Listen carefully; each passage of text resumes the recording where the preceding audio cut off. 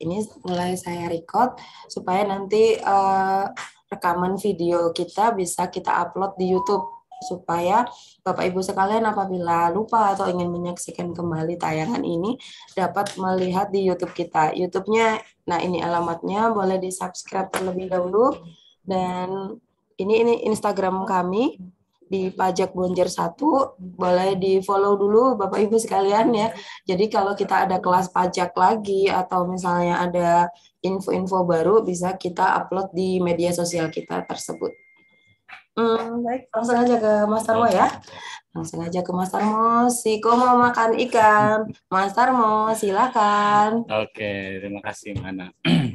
Baik. Tadi sebenarnya nggak pengen pantun ya, tapi kok Mbak Ana pantun melulu nih. Ini tanggal berapa Mbak Ana? Tanggal 27. Oke, tanggal 27 ya. Nanti saya mulai dari tanggal 27. 27 dibagi 9 sama dengan 3. Ibu sekalian, yuk kita belajar P03. Oh, cocok. Oke, baiklah. Kita coba sama bareng-bareng belajar tentang P03 ya, Bapak Ibu sekalian. Sebagaimana tadi disampaikan oleh Mbak Ana, bahwa di P03 ini ada beberapa perubahan-perubahan yang mendasar. Dan memang saya yakin Bapak Ibu sekalian sudah merasakan, bukan merasakan akibatnya ya, merasakan dampaknya ya perubahan P03 ini. Dan karena ada beberapa banyak pertanyaan juga, maka kita mengingatkan kembali P03 ini, kita sama-sama belajar lebih dalam terkait P03. Dan kalau memang nanti ada yang mau ditanyakan pas penyampaian kita ini, kita silahkan bisa di lewat kolom chat ya. Nanti setelah penyampaian, kalau memang masih ada yang perlu kita sama-sama diskusikan, bisa kita bahas bareng-bareng. Baik, Bapak-Ibu sekalian, P03 2022 ini hampir bersamaan keluarnya dengan berbagai macam peraturan pelaksanaan dari Undang-Undang HPP kita ya, Undang-Undang terkait dengan ketentuan baru di perpajakan ya. Kemarin ada sekitar berapa ya Mbak? 14. Ada 14 peraturan. Dan kalau bagi PKP, P03 inilah yang mungkin sangat penting ya, sangat penting dan sangat terkait dengan Bapak Ibu sekalian. Meskipun juga ketentuan lain juga sama terkaitnya, hanya saja karena ini sebagai PKP ya setiap kali transaksi tentu terkait dengan faktur pajak ini tentu sangat berpengaruh dengan proses bisnis yang selama ini dilaksanakan oleh Bapak Ibu sekalian. Baik, sebelum kita lebih lanjut terkait dengan apa itu P03 dan lain sebagainya, mungkin tidak ada salahnya kita sampaikan secara sekilas latar belakang dan tujuan dari P03 ini. Kenapa sih ada P03 gitu kan ya? Mungkin selama ini udah nyaman dengan kondisi yang ada, tiba-tiba ada aturan baru lagi gitu. Mungkin ada beberapa ibu sekalian yang bertanya-tanya terkait hal ini. Di antaranya adalah bahwa yang pertama ada beberapa ketentuan dalam regulasi yang existing yang saat ini sudah ada, itu masih mengatur terkait hal yang manual ya dan belum terotomasi, sementara kita saat ini sudah menggunakan e-faktur, artinya sehingga aturan-aturan tersebut sudah tidak relevan lagi dengan kondisi yang saat ini. Karena itulah Per 24 2012, Per 58 2010, Per 54 2021 yang ini sangat terkait dengan era faktur pajak yang berupa kertas, yang fisik ya, sekarang ya, itu tidak lagi relevan. Makanya diantaranya itu yang nanti tidak berlaku diantaranya ya. Kemudian ada juga selanjutnya adalah terkait dengan adanya tumpang tindih regulasi. Terkait dengan faktur pajak diatur dengan 4 regulasi ya, ada Per 24 2012, Per 16, Per 58 2010, Per 754 2001. Nah, sehingga dirasa perlu untuk agar lebih simpel ya, simpel satu saja Per Dirjen, namun komprehensif mengatur tentang hal-hal yang diatur oleh keempat Per Dirjen yang sebelumnya sudah ada. Kemudian juga karena adanya permasalahan di lapangan. Jelas ya? Jelas ya? Suara jelas ya? permasalahan di lapangan. Jadi bukan di lapangan bola ya Mbak ya. Jadi apa yang di kehidupan sehari-hari Bapak Ibu sekalian mengalami permasalahan ya. Jadi justru banyak sekali ketentuan yang kemudian terbit, kemudian ada itu karena ada masukan dari Bapak Ibu sekalian sebagai wajib pajak ya. Kemudian masukan itu dirasa memang itu perlu ditindaklanjuti dengan peraturan, ya peraturannya berubah. Bagaimana kalau Bapak Ibu sekalian ingat tentang PP 23 ya atau 18 ini bukan ngomong PPN, kita lihat ke PPh 0,5% ya, yang kelihatan sekali. Dulu awalnya adalah di PP 46 2013 itu 1% tarifnya. Kemudian kok gede banget sih tarifnya gitu ya. Banyak yang ini akhirnya masukkan sampai kepada yang berwenang untuk membahas itu, termasuk juga diantara dengan tentunya bahwa kita di legislatif, sehingga itu berubah di tahun 18 dengan PP 23 tahun 18 ya, 0,5%. Jadi 1% jadi 0,5%. Kemudian masih ada lagi yang kok kalau kemarin kalau yang karyawan atau yang usaha itu kok ada PTKP, kita nggak ada nih, semuanya langsung ada omset kali 0,5% itu. Nggak ada dong misalnya, dan seterusnya.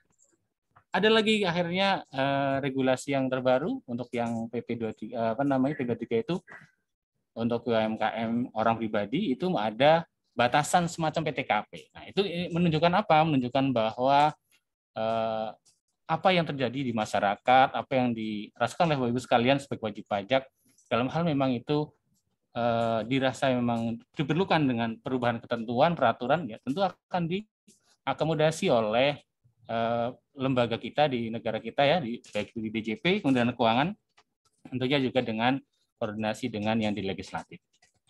Jadi tidak serta-merta aturan baru itu, wah ini aturan baru mempersulit kita, tidak, tapi juga karena adanya permasalahan-permasalahan di lapangan yang itu diperlukan adanya ketentuan baru, ya, agar tidak terjadi sengketa-sengketa pajakan yang sama-sama tidak kita inginkan.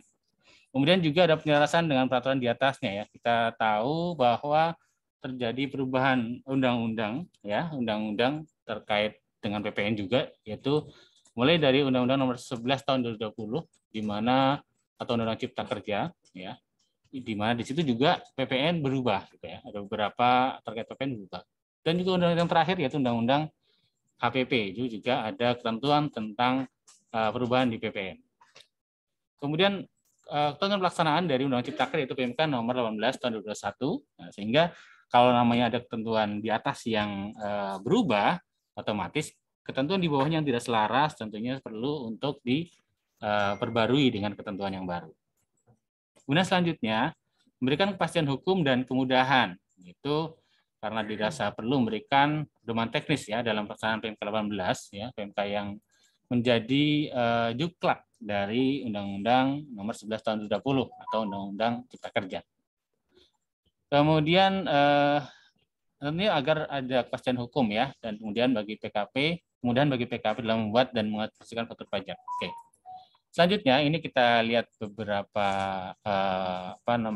semacam peta ya, peta terkait dengan regulasi yang mengatur tentang faktur pajak sebelum Per 03 2022. Kita lihat ada banyak ya, dari mulai yang tahun 2001 di sini ke 754 sampai dengan yang 2021 ya, dokumen Per 16 2021 tentang dokumen yang disamakan dengan faktur pajak. Nah, kalau ini kita lihat di sini yang ungu ya, ini sudah tidak berlaku lagi ya di sini ya.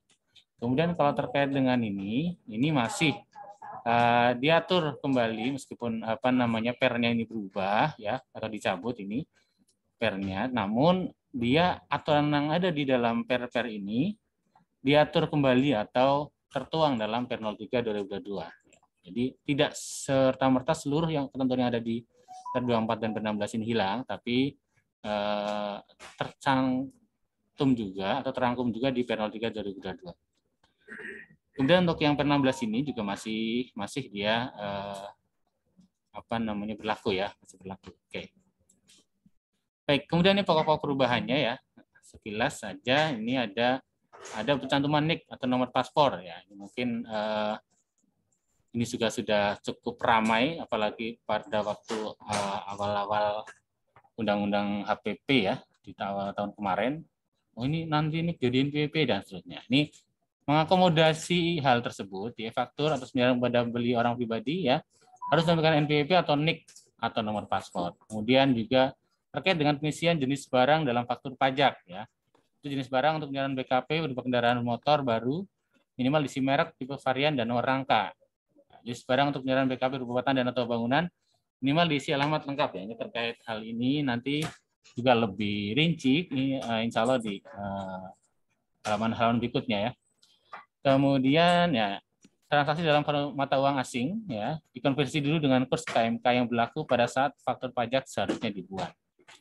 Kemudian juga ada terkait pemberian nomor seri faktur pajak ya dengan jumlah tertentu. Ini bisa ya dimungkinkan sesuai dengan itu tadi kebutuhan dari wajib pajak ya. Meskipun mungkin di sebelum-sebelumnya jumlahnya mungkin tidak sampai 75 misalnya, tapi dia bisa meminta lebih, tapi dengan ada syarat tertentu ya, dia harus bertanggungan. Tapi lebih jelasnya nanti kita akan bahas di slide selanjutnya. Kemudian juga kode transaksi ya, ini juga hal ini kalau ini hal yang baru. Tadinya kode transaksi 05 ini bisa dibilang tidak terpakai ya, tapi kemudian di ketentuan yang baru ini penambahan kode transaksi 05 untuk penyerahan yang PPN-nya dipungut dengan besaran tertentu sesuai dengan pasal 9A Undang-Undang PPN. Dan juga ada pengaturan kembali penandatanganan e-faktur. Nah, di sini juga diatur pihak yang berhak menandatangani e-faktur ditunjuk dengan mendaftarkannya sebagai admin di aplikasi e-faktur ya. Kalau aturan dulu mungkin harus mengirimkan spesimen tanda tangan ya. Zaman dulu kan masih era kertas. Kalau sekarang tidak perlu lagi seperti itu ya. Tinggal mendaftarkannya di admin di aplikasi e-faktur. Kemudian aplikasi e-faktur host to host, bukan harap-harap ya, harap-harap cemas. Host to host itu hanya untuk PJAP atau perusahaan jasa. Ini untuk yang pihak ketiga ya, bukan dari resmi dari DJP-nya. Jadi host to host hanya untuk PJAP. Kemudian untuk pembatasan waktu upload e-faktur ya, ini cukup berubah cukup signifikan di sini. E-faktur harus diupload paling lambat tanggal 15 bulan berikutnya setelah tanggal pembuatan e-faktur. Dan juga pengaturan kembali faktur penjualan, ya faktur penjualan merupakan e-faktur, ya. Meskipun dia faktur penjualan yang biasa digunakan oleh Bapak Ibu sekalian, itu bisa menjadi e-faktur. Tapi syaratnya apa? Ya sama, diupload menggunakan aplikasi e-faktur dan memperoleh persetujuan DJP. Jadi bisa jadi Bapak Ibu sekalian faktur penjualannya ya cukup dengan faktur pajak itu gitu. Tidak perlu membuat faktur penjualan sendiri, faktur pajak sendiri, bisa di dalam satu untuk dua kepentingan tersebut. Kemudian juga cap keterangan fasilitas PPN dalam e-faktur ya. Jadi kalau ada fasilitas misalnya kebebasan atau mungkin ditanggung pemerintah atau mungkin tidak dipungut ya atau maka itu harus dicantumkan atau dibubuhkan keterangan melalui e-faktur. Kemudian juga ada pengaturan kembali faktur pajak PKP PE ya, pedagang eceran. Pengaturan mengenai faktur pajak bagi PKP pedagang eceran sesuai dengan PMK 18 ya. Ini karena ketentuannya baru, maka dirjennya juga ikutan menyesuaikan di sini. Dan juga sengketa pajak terkait dengan pajak masukan. Ya. Pembeli dapat mengkredit pajak masukan yang faktur pajaknya tidak lengkap sesuai per 24/12 karena kesalahan PKP penjual yang di luar kuasa PKP pembeli. Ya. Jadi ini tetap gimana asas keadilan, jangan sampai seorang pembeli tidak dapat mengkreditkan faktur pajaknya hanya karena kesalahannya ada di penjual. Makanya ini nanti beberapa hal yang akan kita sampaikan dan kita belajar bersama-sama dalam kesempatan kali ini. Baik, kita lihat satu-satu. Oh, sebelum itu nanti kita lihat dulu nih. Nah, contohnya yang dihapus ya. Ini ada terkait dengan pasal 4/24 yaitu terkait pengadaan faktur pajak, kemudian juga ada faktur pajak tidak lengkap karena NSP ganda, kemudian pengambilan NSP yang dengan ke KPP, pemberitahuan pendatangan tadi ya. Pemberitahuan dan perubahan nama pendatangan faktur pajak ke KPP ya, spesimen tanda tangan dulu, atau permintaan kopi faktur pajak yang hilang serta cetak ulang, ini tidak lagi. Ini sudah dihapus. Kenapa ya? Karena sekarang sudah era e-faktur. Ini bisa dilakukan dengan e-faktur saja. Ya. Misalnya permintaan kopi faktur pajak dalam hal faktur pajak hilang ya, ini sudah cukup dengan dari e-faktur saja bisa. Atau cetak ulang e-faktur yang rusak atau hilang juga bisa lewat e-faktur. Tidak perlu lagi seperti dulu ya, cetak ulang.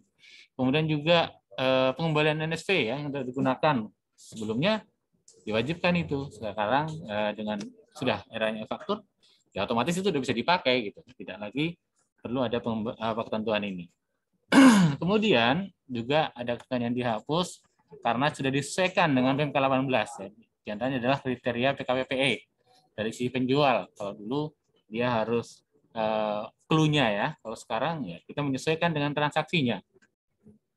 Kemudian ada pengajuan kode aktivasi dan password pertama kali, dulu diatur di pasal 8/24. Namun sekarang ini tidak lagi, karena apa? Karena sudah mengikuti per registrasi PKP ya di per 04/2020. Jadi sudah ada per terkait dengan registrasi PKP. Tidak lagi mengacu ke pasal 8/24, tapi ke per 04/2020. Dan juga pengajuan dan pemberian sertifikat elektronik, sertel, sertifikat elektronik. Jadi kalau misalnya Bapak Ibu sekalian pernah dengar, aduh, sertel ya, itu maksudnya adalah sertifikat elektronik.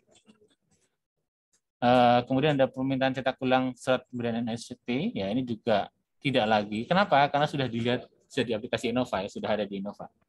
Termasuk juga kode nomor seri faktur pajak VAT refund, ya ini tidak lagi ya, karena sesuai dengan mengikuti PMK tentang VAT refund. Kemudian juga PKP wajib e-faktur ditetapkan dengan upaya Dirjen, ya dulu untuk yang wajib e-faktur ditetapkan dengan Dirjen, sekarang tidak lagi ya. Kemudian rincian media elektronik penyimpanan data FPPKPPE ini juga sudah tidak relevan lagi karena itu semuanya sudah eranya e-faktur dan Innova ya. Baik, ini pokok-pokok pengaturannya ya, ada 12 hal yang ya banyak ya. Ini kalau satunya 10 menit udah 2 jam ya Mbak ya. Ini kalau kita buat berapa menit nih. Ya mudah-mudahan tidak sampai 2 jam lah ya. Kalau Bapak Ibu semua ini bosan ya, nanti tahu-tahu kita tinggal berdua aja nanti di room Zoom. Oke, ini adalah hal-hal terkait pokok pengaturan yang ada di Perdirjen T03. Tapi nanti kita lihat apakah mungkin kita perlu panjang lebar terkait satu hal atau tidak, kita lihat. Karena memang tidak semuanya baru, ada yang memang sudah diatur dari sebelumnya, hanya dicantumkan kembali atau ditegaskan di PR03 ini. Yang pertama terkait kewajiban dan syarat pembuatan faktur pajak. Ini Bapak Ibu sekalian, ini perlu diingatkan kembali. Kenapa? Ya, karena ini terkait dengan batasan tanggal 15 tadi. Kenapa? Kita lihat di sini, PKP wajib membuat faktur pajak untuk setiap penyerahan BKP, penyerahan JKP, ekspor BKP berwujud, ekspor BKP tidak berwujud, dan atau ekspor JKP. Nah, pada saat penyerahan atau ekspor ini, ya, dia kan wajib buat faktur pajak nih. Kapan harus dia buat? Nah, kita lihat di sebelahnya. Faktur pajak harus dibuat pada, pertama, saat penyerahan BKP dan atau penyerahan JKP. Jadi, saat itulah dia wajib membuat faktur pajak. Atau saat penerimaan pembayaran, dalam hal penerimaan pembayaran terjadi sebelum penyerahan BKP atau JKP. Ada DP dulu, barang belum diserahkan. Oh, berarti dia harus buat faktur saat dia menerima DP. Oke, ketiga, barang mungkin belum diserahkan kalau belum selesai. Tapi ada pembayaran termin ya. Hampir sama dengan tadi ada pembayaran dulu ya, misalnya kayak jasa konstruksi. Kalau Mbak Ervi kita, Bu Ervi, salah satu rekan kita, akuntan kita di sini, beliau waktu belajar terkait akuntansi jasa konstruksi ya di intermediate accounting-nya, dia itu tuh apa namanya, pembayaran per termin kan dia harus membuat jurnal lah. Sama pada saat dia menerima pembayaran termin, dia juga harus membuat faktur pajak ya. Kan dia sudah menerima pembayaran sebelumnya. Kerjaan belum selesai, belum diserahkan, tapi ada pembayaran termin dulu ya, termin pertama, termin kedua, terminator ya terakhir. Nah, pada saat termin itu berarti dia ada membuat faktur. Dan saat ekspor BKP berwujud atau BKP berwujud atau ekspor JKP, dan yang terakhir saat lain yang diatur PMK. Tapi secara umum ini yang di atas. Jadi Bapak Ibu sekalian, faktur pajak itu harus dibuat kapan? Ya tadi saat penyerahan BKP itu dia harus buat faktur. Artinya harus buat faktur dan di-approve sekalian, di-upload sekalian, dapat approval dari DJP. Karena pada saat dia belum di-approve oleh DJP ya berarti, atau belum di-upload, berarti sebelumnya itu belum jadi faktur gitu. Artinya kapan? Artinya pada saat misalnya seorang PKP menyerahkan atau BKP tanggal 3 April. Ya, 3 April. Ya harusnya pada saat itulah dia membuat faktur, kemudian meng-approve gitu, atau meng-upload gitu kan. Dan nanti DJP akan meng-approve. Tidak harus menunggu sampai bulan-bulan berikutnya dan seterusnya. Jadi kita harus ingat di sini dulu. Kemudian juga saat penerimaan bayaran, waktu kita terima DP, saat itu kita buat faktur. Jangan sampai kita buat faktur dulu, tapi belum diupload, uploadnya besok-besok lagi, gitu kan. Tidak seperti itu, harusnya segera. Gitu. Nanti kalau ada kesalahan bagaimana? Kan ada mekanisme faktur pajak pengganti di situ. Kalau batal gimana? Ada namanya faktur pajak batal, nggak masalah. Jadi kita dari memang kita harapkan kita semua mulai untuk sama-sama tertib secara administrasi sesuai dengan ketentuan, di mana kita buat faktur pajak ya saat tadi penyerahan BKP atau JKP atau saat menerima pembayaran lebih dulu dalam hal pembayaran sebelum penyerahan JKP. Nah, kalian juga diupload itu fakturnya, jangan sampai sudah dibuat tapi belum diupload. Nah, itu kan ibaratnya ya belum buat sah jadi faktur gitu. Nanti akan ada ketentuan lebih lanjut bagaimana faktur yang belum diupload itu bagaimana statusnya. Gitu.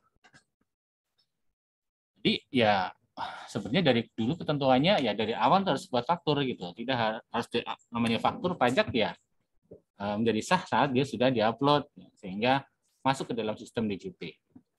Dan juga saat penyerahan BKP dan penyerahan JKP serta saat ekspor BKP berwujud, ekspor BKP TB atau tidak berwujud dan atau ekspor JKP dilaksanakan berdasarkan undang-undang di bidang pajakan. Ini kalau terkait dengan ada ini saat lain juga terkait hal-hal yang lain ya, bukan selain yang di atas ini.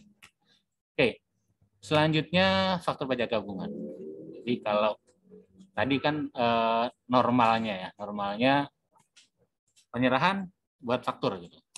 Tapi dalam hal nih, Bapak Ibu sekalian atau wajib pajak atau PKP, dia memang punya customer ya, atau yang sudah, ini saya setiap bulan itu lebih dari sekali nih jualan sama ini langganan saya gitu. Itu dibolehkan, sekali lagi dibolehkan untuk membuat faktur pajak gabungan. Ini fasilitas, ya namanya juga fasilitas ya, boleh digunakan boleh tidak. Dalam hal Bapak Ibu sekalian, namanya saya jualan ke satu orang biar lebih ringkes deh, saya gabung aja, boleh. Tapi ingat di sini, ya kapan harus dibuatnya? Paling lama pada akhir bulan, jalan DKP dan atau JKP. Jadi kalau misalnya nanti tanggal 1, tanggal 5, tanggal 7, tanggal 31 Mei lah.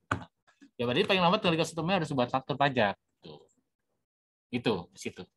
Nah, jadi satu faktur pajak meliputi seluruh penyerahan yang dilakukan kepada pembeli PKP dan atau penerima JKP yang sama selama 1 bulan kalender. Dalam 1 bulan sekaligus dibuat satu faktur. Namun ada ketentuan lain yang di sini.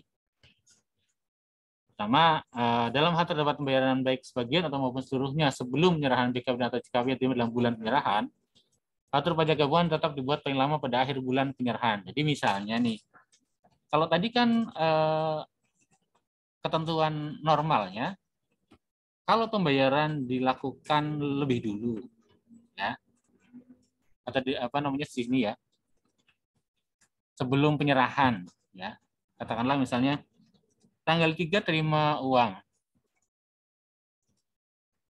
kemudian barangnya baru tanggal 10 gitu. Kalau ketentuan awalnya kan, yaudah tanggal 3 itu ya harus dibuat faktur, tapi dalam hal faktur pajak gabungan boleh nanti, tapi akhir bulan nih. Akhir bulan. Ini ketentuan khusus dalam hal dia faktur pajak gabungan. Kalau ketentuan normalnya tadi, waktu dia terima pembayaran, ya dia buat faktur. Tapi ini kalau gabungan boleh digabung sekaligus nanti di akhir bulan. Nah, kemudian dalam hal PKP melakukan penyerahan BKP dan JKP yang wajib dibuat faktur pajak dengan lebih dari 1 kode transaksi. Nah ini, kalau ada lebih dari 1 kode transaksi, PKP dapat membuat faktur pajak gabungan atas penyerahan dengan kode transaksi yang sama untuk tiap kode transaksi. Jadi kalau misalnya Bapak Ibu sekalian memang ada penyerahan ke satu customer yang sama, tapi kode transaksinya beda-beda, ya nggak boleh. Harus kode transaksinya harus sama dulu nih yang digabung. Nah, misalnya ada kita penyerahan penjualan biasa ke customer kita ini, tapi kita juga ada pemberian cuma-cuma di situ. Nah itu kan kodenya udah beda ya, kode transaksi udah beda. Jadi dia kalau mau digabung ya kode transaksi yang pemberian cuma-cuma sendiri, kode transaksi yang normal sendiri. Gitu. Jadi digabungnya ya dengan kode transaksi yang sama. Tidak boleh satu customer tapi ada 2 kode transaksi faktur di situ, nggak bisa. Karena namanya nomor fakturnya kan sudah beda kodenya. Bagaimana mau digabung gitu kan? Bagaimana mau digabung antara baiklah. Ini kalau di webku sekalian nanti mungkin mendapatkan materi dari kami, ini ada bendera-bendera di sini ya. Ini ada new biru, ada new merah ya di sini ya. Ini bukan bendera partai politik ya, tapi ini menandakan kalau yang merah berarti ini memang baru banget kasarannya gitu. Baru banget nih diatur. Sebelumnya nggak ada di ketentuan. Nah, kalau yang biru ini dia sebenarnya sudah ada ketentuannya di sebelumnya, hanya dicantumkan kembali, diatur kembali. Nah, nanti akan ada contoh ya di setelah ini, contoh kasusnya di lampiran huruf A, A1 pet. Pengecualian, faktur pajak gabungan tidak dapat dibuat atas penyerahan BKP dan atau JKP yang mendapat fasilitas PPN atau pungut atau PPN BM tidak dipungut. Sesuai dengan ketentuan yang mengatur mengenai penyerahan BKP atau JKP dari kawasan itu atau tempat itu. Nah, ini kalau terkait dengan yang mendapatkan fasilitas PPN tidak dipungut ya, maka dia tidak boleh digabung. Ya, jadi kalau tadi pertama, kalau ada pembayaran boleh dia sampai dengan jadikan akhir bulan. Kemudian kalau dia ada kode transaksi yang berbeda, maka dia tetap kalau digabung dengan kode transaksi yang sama. Kemudian dalam hal dia ada sesuatu yang tidak dipungut, maka dia tidak dapat menggunakan faktur pajak gabungan. Ini contohnya ya Bapak Ibu sekalian. PTA yang merupakan PKP melakukan penyerahan BKP kepada PTB dan menerima pembayaran dari PTB selama bulan April 2022 sebagai berikut. Ini contohnya. A, tanggal 4 ya, penyerahan BKP, harga jual atau pembayarannya 1 juta. Tanggal 11 ada penyerahan BKP lagi 1,5 juta. Tanggal 18 ada penyerahan BKP 2 juta. Dan tanggal 19 penerimaan bayaran dari PTB atas penyerahan tanggal 4 April nih ya. Ini sudah dibayar. Kemudian tanggal 25 penyerahan BKP sudah 1,5 juta. Kemudian tanggal 26 ini penerimaan bayaran uang muka di PTB untuk yang akan dilakukan pada bulan Mei. Jadi bulan Mei penyerahan barangnya, tapi ada DP dulu nih di tanggal 26 April. Ya, maka dan tanggal 30 penyerahan BKP lagi. Kalau kita mau buat waktu pajak bagi gabungan bagaimana di sini? Dalam hal atas penyerahan tersebut kita menggunakan satu kode transaksi itu bisa digabung. Jadi tidak ada transaksi aneh-aneh ya kasarannya. Tidak ada pemakaian, tidak ada pemberian cuma-cuma, tidak ada katakanlah yang dibebaskan dan lain ya. Jadi satu kode transaksi. Maka boleh dia menggunakan faktur pajak gabungan ya. Nah, namun yang mana dasar penyerahannya ya? DPP-nya yang mana? Nah, maka dilihat di sini. Itu 1 juta ini ya masuk. Dan 1,5 juta tanggal 11 masuk juga. Kemudian yang 2 juta tanggal 18 masuk juga. Dan ini tanggal 19 pembayaran tanggal 4. Nah, ini nggak perlu dimasukkan lagi karena dia sudah masuk di yang tanggal 4 nih. Toh kita tanggalnya nanti tanggal akhir bulan itu. Mau yang ini dimasukkan boleh, yang ini enggak boleh. Atau yang dimasukkan ini, yang ini enggak dimasukkan ya sama aja kan 1 juta juga gitu. Kemudian penyerahan BKP tanggal 25 2,5 juta juga masuk di sini. Kemudian penerimaan bayaran uang muka ya, meskipun ini barangnya nanti di bulan Mei, tapi karena pembayaran uang mukanya di April, maka dia tetap masuk di sini gabungan faktur pajak April. Nah, termasuk penyerahan BKP yang tanggal 30 juga dibuat di 30 April. Wah, enak yang tanggal 4 ya gitu. Tanggal 4 baru dibuat fakturnya 30 sama aja sih. Ya. Nah, ya. Tapi ini tanggal 30 digabung dari 1, nah, fakturnya tanggal 30. Totalnya adalah tadi dia punya 10.250.000. Ini contoh pembuatan faktur pajak gabungan dalam hal satu kode transaksi. Kemudian ini ada contoh 2 ya, contoh 2. Contoh pembuatan faktur pajak gabungan ya. PTA yang merupakan PKP melakukan penyerahan BKP kepada CVC sebagai berikut. Nah, penjualan BKP berupa komuter pada tanggal 2, 9, 16, 23, dan 30 April 2022. Dan B, pemberian cuma-cuma BKP berupa keyboard dan mouse komuter pada tanggal 4, 11, 19, dan 25 April. Sekarang data di atas, maka PTA wajib buat faktur pajak dengan kode transaksi 01 atas penyerahan BKP, ya, komuter ini yang penjualan biasa, dan kode transaksi 04 atas penyerahan pemberian cuma-cuma BKP, keyboard, dan mouse komuter. Nah, ini ada 2 transaksi ya, kode transaksinya berbeda antara penjualan BKP atau penyerahan BKP dengan pemberian cuma-cuma BKP. Maka ini ya yang digabung sesuai dengan jenis transaksi yang sama. Penjualan BKP dengan penjualan BKP, pemberian cuma-cuma dengan pemberian cuma-cuma. Jadi misalnya di sini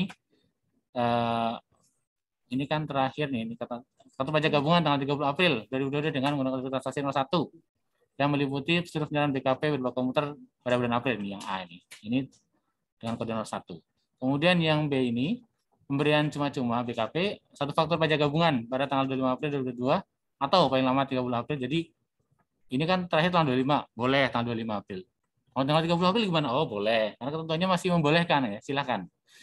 Jadi di sini kode transaksinya 04 ya, karena ini pemberian cuma-cuma. Jadi dalam hal ini ada dua faktur pajak gabungan atas satu customer yang sama ya. Meskipun orang customernya sama, ya, pembelinya sama, tapi karena ada dua jenis transaksi di situ, penjualan BKP dan pemberian cuma-cuma yang lebih dari satu, jadi digabung atau faktur pajak gabungan, tapi dengan dua jenis kode transaksi. Satunya 01 ya, faktur penyerahan BKP biasa, dan satunya adalah 04. Nah, ini terkait pemberian cuma-cuma. Baik, selanjutnya terkait dengan keterangan dalam faktur pajak ya. Di sini keterangan tentang penyerahan BKP dan atau JKP yang harus dicantumkan dalam faktur pajak ya. Nama, alamat, dan NPWP yang menyerahkan BKP jika jelas. Ini harus ada, wajib. Kemudian terkait dengan identitas beli BKP atau JKP yang meliputi nama, alamat, dan NPWP bagi WP dalam negeri, badan, dan instansi pemerintah. Nah, ini kalau wajib pajak badan maupun instansi pemerintah, wajib harus ada NPWP. Nama, alamat, dan NPWP. Ya. Kemudian, yang kedua terkait dengan subjek pajak dalam negeri orang pribadi, maka nama, alamat ya wajib sama ya. Dan NPWP atau NIK. Pilihan ini. Kalau nama, alamat, dan NPWP. Kalau nggak ada gimana? Ya udah NIK. Untuk orang pribadi dalam negeri. Kalau misalnya nggak ada gimana? Ya kalau orang luar negeri nggak apa-apa. Tapi kalau dalam negeri, ya namanya punya NIK dong gitu. Orang baru lahir aja punya NIK ya. Oke, kemudian nama, alamat, dan nomor paspor bagi subjek pajak luar negeri orang pribadi. Ini pajak orang pribadi luar negeri, ya namanya juga orang luar negeri ya. Tanya KTP-nya mana, ntar dikasih tahu kartunya beda gitu. Ini bukan KTP ini. Kasih nomor paspor. Kemudian untuk nama dan alamat bagi siapa? Bagi subjek pajak luar negeri badan atau bukan merupakan subjek pajak sebagaimana dimaksud dalam pasal 3 Undang-Undang PH. Jadi misalnya Bapak Ibu sekalian ada berarti ekspor ya, penyerahan keluar ya. Atau apalah itu ya. Jelas namanya faktur pajak di sini. Kalau dia penyerahannya kepada badan luar negeri, maka dia nama dan alamat saja cukup.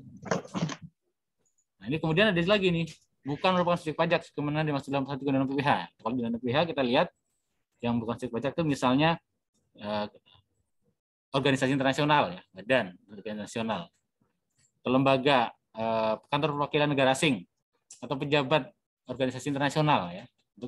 Yang penting dia orang luar negeri. Nah, ini beda dengan yang di atas tadi. Kalau yang di atas ini orang pribadi, orang luar negeri saja, orang pribadi, dia nomor paspor dan nama alamat. Tapi kalau ternyata orang luar negerinya ini adalah kantor ini pejabat perwakilan diplomatik atau dia apa namanya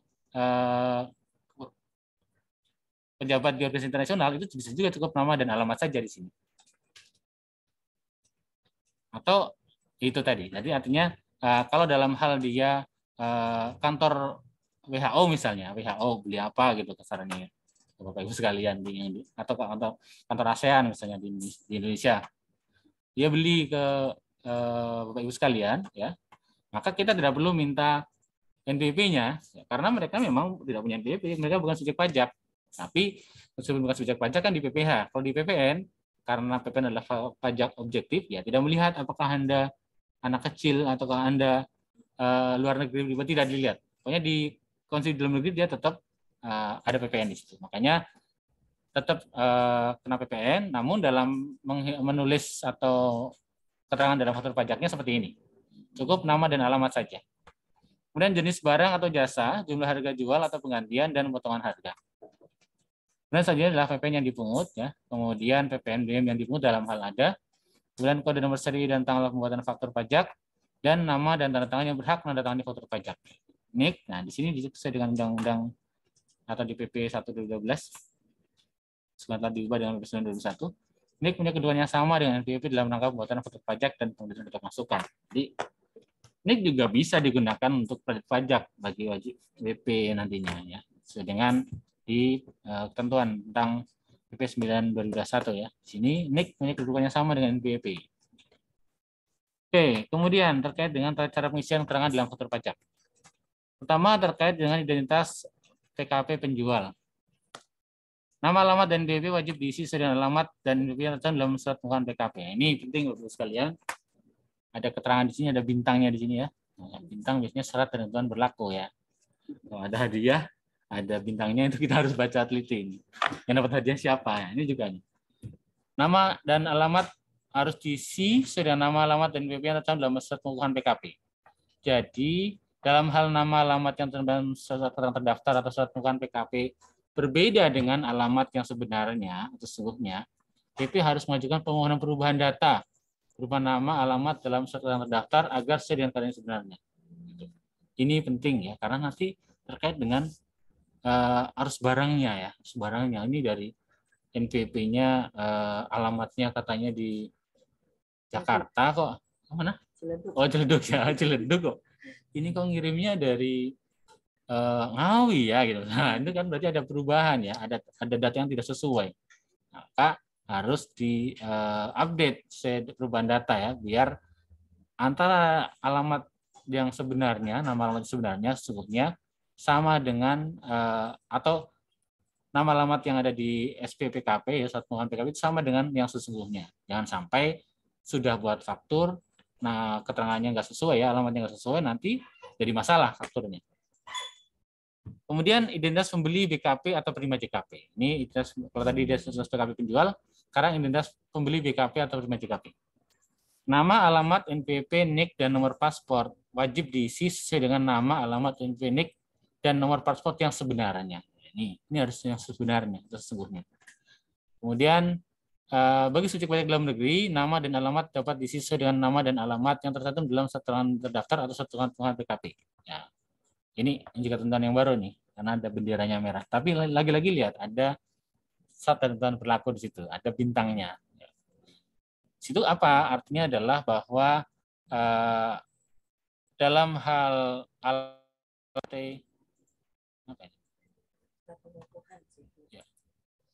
dalam hal nama atau alamat di satuan PKP tidak sesuai dengan yang sesungguhnya, maka harus dilakukan perubahan data dulu. Jangan sampai itu tadi efeknya, Bapak Ibu semua udah buat faktur, ternyata katanya dikirim di dokumen di faktur pajak yang dikirim ke Ciledug misalnya, atau jangan, ini kan ke pembeli ya, saya membelinya di Purwokerto ya, bilangnya begitu, ternyata dikirimnya kok dokumen pengiriman barangnya ternyata ke mana ini meruya gitu kan, nanti nggak sesuai nih. Nanti jadi masalah lagi ini kalau dianggap sebagai faktor yang tidak berdasarkan transaksi sebenarnya. Makanya harus melakukan update atau perubahan data nama alamat yang sesungguhnya. Kemudian yang lain lagi yang juga perlu kita perhatikan adalah dalam hal penyerahan BKP, JKP dilakukan kepada pembeli BKP atau penerima JKP yang merupakan tempat dilakukannya pengusahaan PPN terutang, tetapi BKP, JKP dimaksud dikirim diserahkan ke tempat PPN terutang yang dipusatkan, dilakukan sebagai berikut. Nama dan, nah gampangnya begini ya Bapak sekalian. Dalam hal Bapak sekalian melakukan penjualan kepada pembeli yang katakanlah gini, pusatnya di Jakarta. Tapi Bapak sekalian transaksinya dengan cabang yang ada di Bandung. Ini maka dia harus bagaimana caranya? Ya, nama dan NPWP diisi nama dan NPWP yang Bandung ini, yang pusatnya. Namun alamatnya diisi alamat tempat PPN terutang yang dipusatkan tadi, yang di Bandung. Ini khusus untuk wajib pajak yang terdaftar di PKM ya, KPP besar khusus Madya, bukan menengah ya, PKM besar khusus Madya. Jadi dalam hal Bapak sekalian, transaksi dengan wajib pajak yang terdaftar di KPP besar khusus atau Madya, kemudian transaksi dengan cabangnya, ya. Jadi jangan heran nanti kalau mereka Bu, tolong ya alamatnya dikirim diubah yang di-e-faktur dengan ide. Karena ketentuannya seperti ini Bapak Ibu sekalian. Jadi jangan heran kalau nanti mereka meminta ada perubahan perbedaan alamat yang di-e-faktur diubah gitu. Karena memang di ketentuan P03 demikian. Dalam hal Bapak Ibu sekalian melakukan penjualan kepada wajib pajak yang terdaftar atau dipusatkan di KPP besar khusus Madya, nanti AKBP-nya akan meminta biasanya, lawan transaksinya akan meminta. Maka nama DNPWP-nya sesuai dengan NPWP pusatnya tadi, yang di Jakarta biasanya, atau di besar khusus Madya ya. Madya bisa juga sih, tidak hanya di Jakarta. Kalau besar khusus adanya di Jakarta. Jadi kalau Madya bisa di daerah. Pusatnya di Madya. Kemudian cabangnya di mana? Alamatnya boleh alamat cabang, nanti alamatnya nanti di e-faktur diubah ke alamat tempat akan dikirim barangnya. Oke, itu terkait dengan ini juga hal yang baru dalam P03 ini. Jadi ini cukup suatu hal yang perlu kita sama-sama perhatikan agar nanti tidak kaget gitu ya pada saat ada transaksi dengan lawan transaksi yang seperti ini. Ini kok aneh-aneh banget nih minta berubah ribet nanti saya. Ini memang tentunya demikian. Gitu. Di P03 mengatakan bahwa kalau memang transaksi dengan lawan yang pusatnya di KPU besar khusus Madya, maka kalau transaksi dengan cabangnya, maka seperti ini. NPWP dan nama diisi pusatnya, kemudian alamatnya diisi, dia ubah nanti dengan alamat yang di mana kita bertransaksi, lawan yang akan kita kirimkan alamatnya. Oke, kemudian jenis barang atau jasa. Wajib diisi dengan keterangan yang sebenarnya atau sesungguhnya mengenai BKP atau JKP yang diserahkan. Kemudian untuk penyerahan BKP ke kawasan perdagangan bebas dan pelabuhan bebas ditambah HS code ya. Ini kalau Bapak sekalian yang sudah melakukan transaksi dengan perdagangan bebas atau pelabuhan bebas ini udah nggak asing lagi ya. Mungkin kalau saya tadinya HS code ini apa ya? Anak sarung apa-apa. Nah, ini kaitannya dengan bea cukai ya ini terkait dengan kawasan perdagangan bebas dan pelabuhan bebas. Ini Bapak Ibu sekalian yang biasa bertransaksi dengan Blue Batam misalnya ya. Maka ini udah bukan hal yang aneh lagi ya, bukan hal yang asing lagi. Kemudian untuk penyerahan BKP berupa kendaraan bermotor baru, untuk dilakukan registrasi kendaraan motor baru sesuai ketentuan yang berlaku. Jadi, BKP dealer harus menentukan keterangan berupa merek, tipe, varian, dan nomor rangka. Ini juga baru. Dulu, Bapak-Ibu sekalian, sebelum ketentuan ini, bagi PKP yang usahanya adalah penjualan kendaraan bermotor baru, dia harus mencantumkan atau melampirkan namanya DRKB, daftar rincian kendaraan bermotor. Sekarang itu cukup dilakukan dengan cara ini, menambahkan keterangan ini dalam faktur pajak, yaitu merek, tipe, varian, dan nomor rangka. Jadi misalnya Honda Vario 150 cc, nomor rangkanya berapa? Itu harus dituliskan secara lengkap. Kalau dulu harus membuat lampiran tersendiri ya, namanya DRKB di situ. Sekarang cukup dengan mengisi ini di faktur pajak. Kemudian untuk penyerahan BKP berupa tanah dan atau bangunan diisi dengan keterangan yang paling sedikit memuat informasi berupa alamat lengkap tanah dan atau bangunan dimaksud. Jadi kalau terkait tanah dan atau bangunan itu harus diisi informasi alamat lengkap dan atau lengkap tanah dan atau bangunan tersebut. Dan sampai tidak diisi hal ini ya. Sekarang ini wajib sesuai dengan ketentuan di PR03 2022.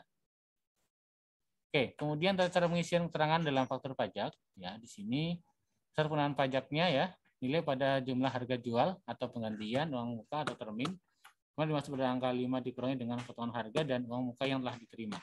Ini DWP ya, terkait DWP. Ini bukan hal yang baru ini, kalau ini saya yakin Bapak sekalian yang PKP, oh itu udah biasa. Gitu.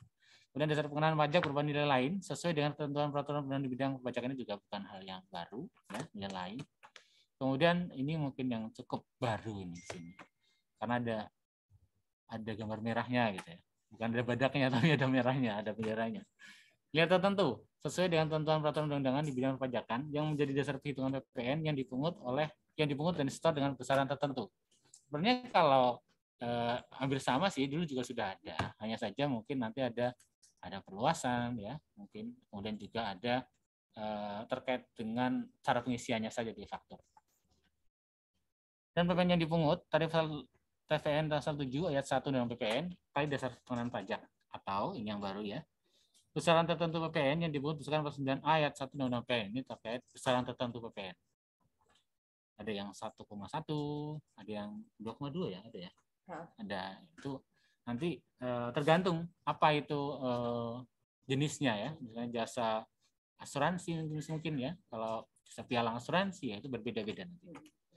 Kemudian kode dan nomor seri faktur pajak ada 16 digit, 2 digit kode transaksi, 1 digit kode status, dan 13 nomor seri faktur pajak. Ini masih sama dengan yang dulu ya, terkait dengan kode dan nomor seri faktur pajak.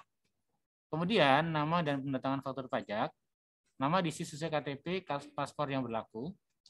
Kemudian telah didaftarkan sebagai penandatangan faktur pajak pada aplikasi faktur. Ini juga yang baru ada ya di Pernal 3 ya.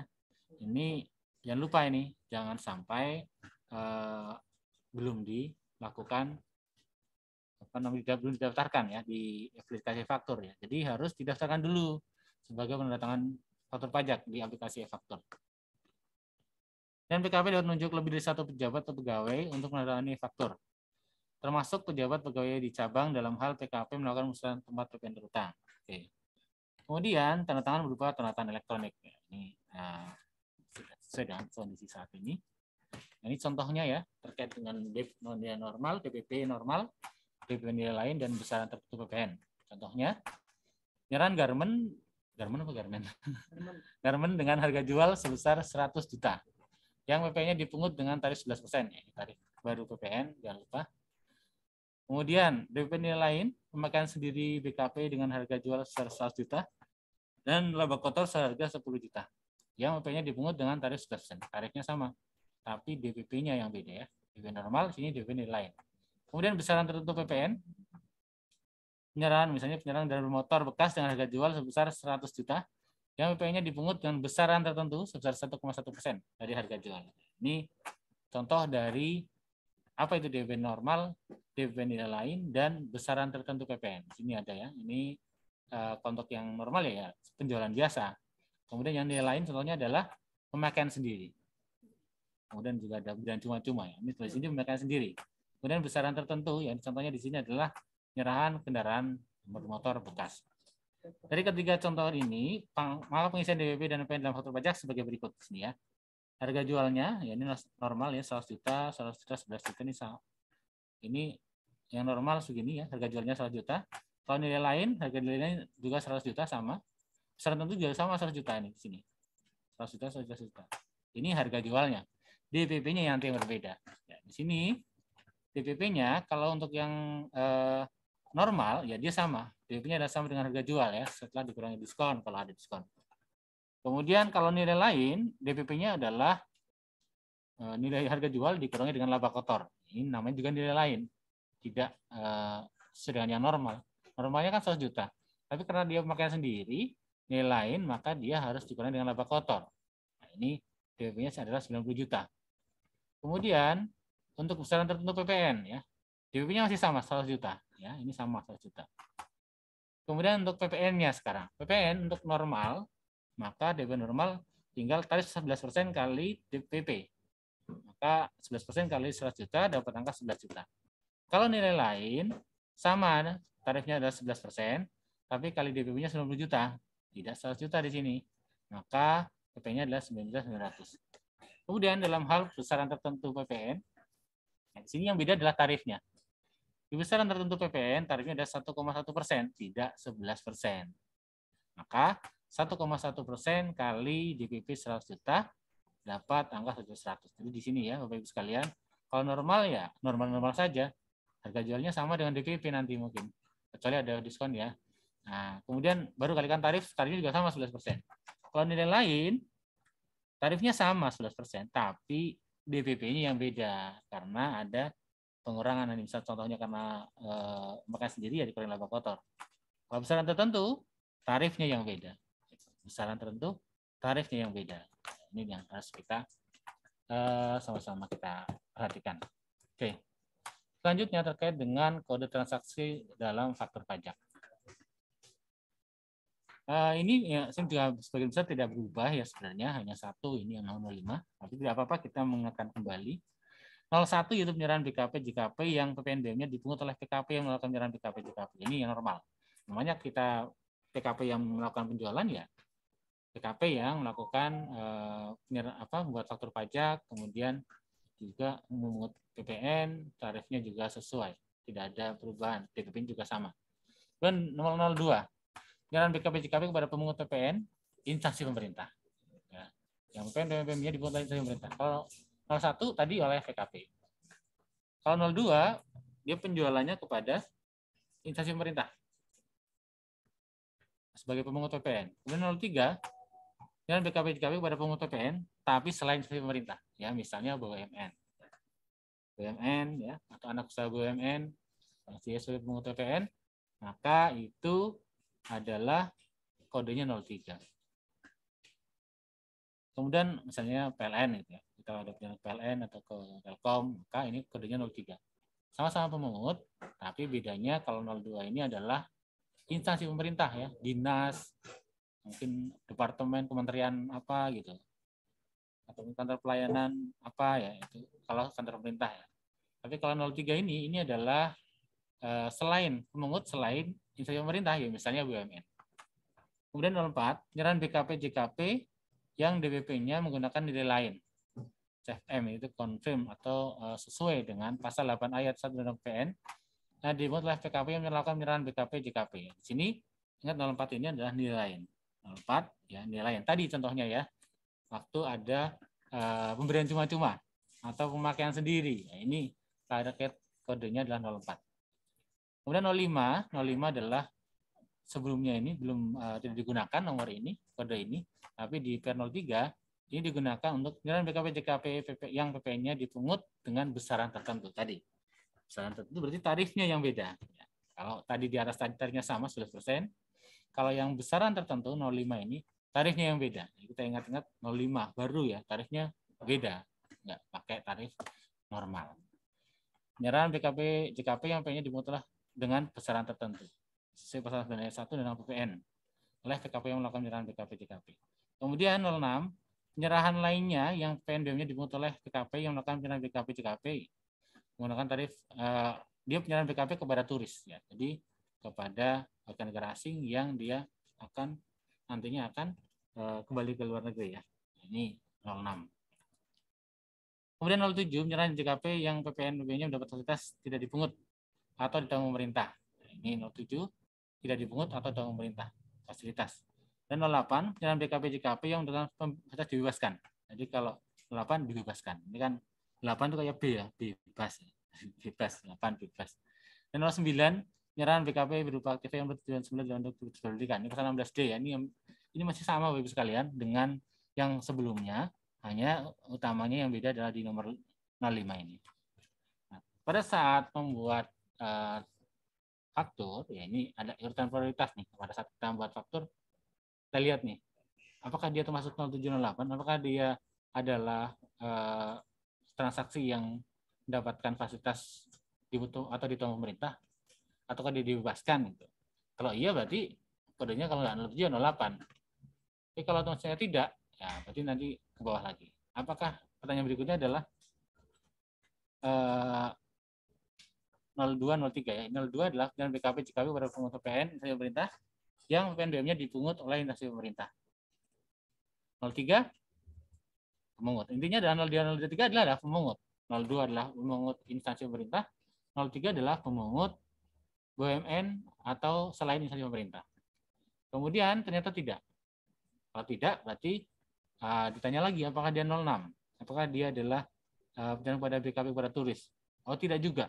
Apakah dia termasuk dengan yang menggunakan nilai lain 04 ataukah menggunakan besaran tertentu? Tidak. Oh berarti mungkin dia 01 gitu. Jadi kita harus melihat dulu seperti ini prioritasnya. Meskipun penyerahannya adalah barang biasa kasaran gitu ya. Kita jualan komputer misalnya. Tidak mesti harus 01 tidak. Karena bisa dilihat lawannya dulu. Oh lawannya ternyata ini pemungut berarti 02 atau 03 gitu. Atau ternyata barang yang kita jual ini ternyata adalah ada fasilitas, berarti pakai 07 atau 08.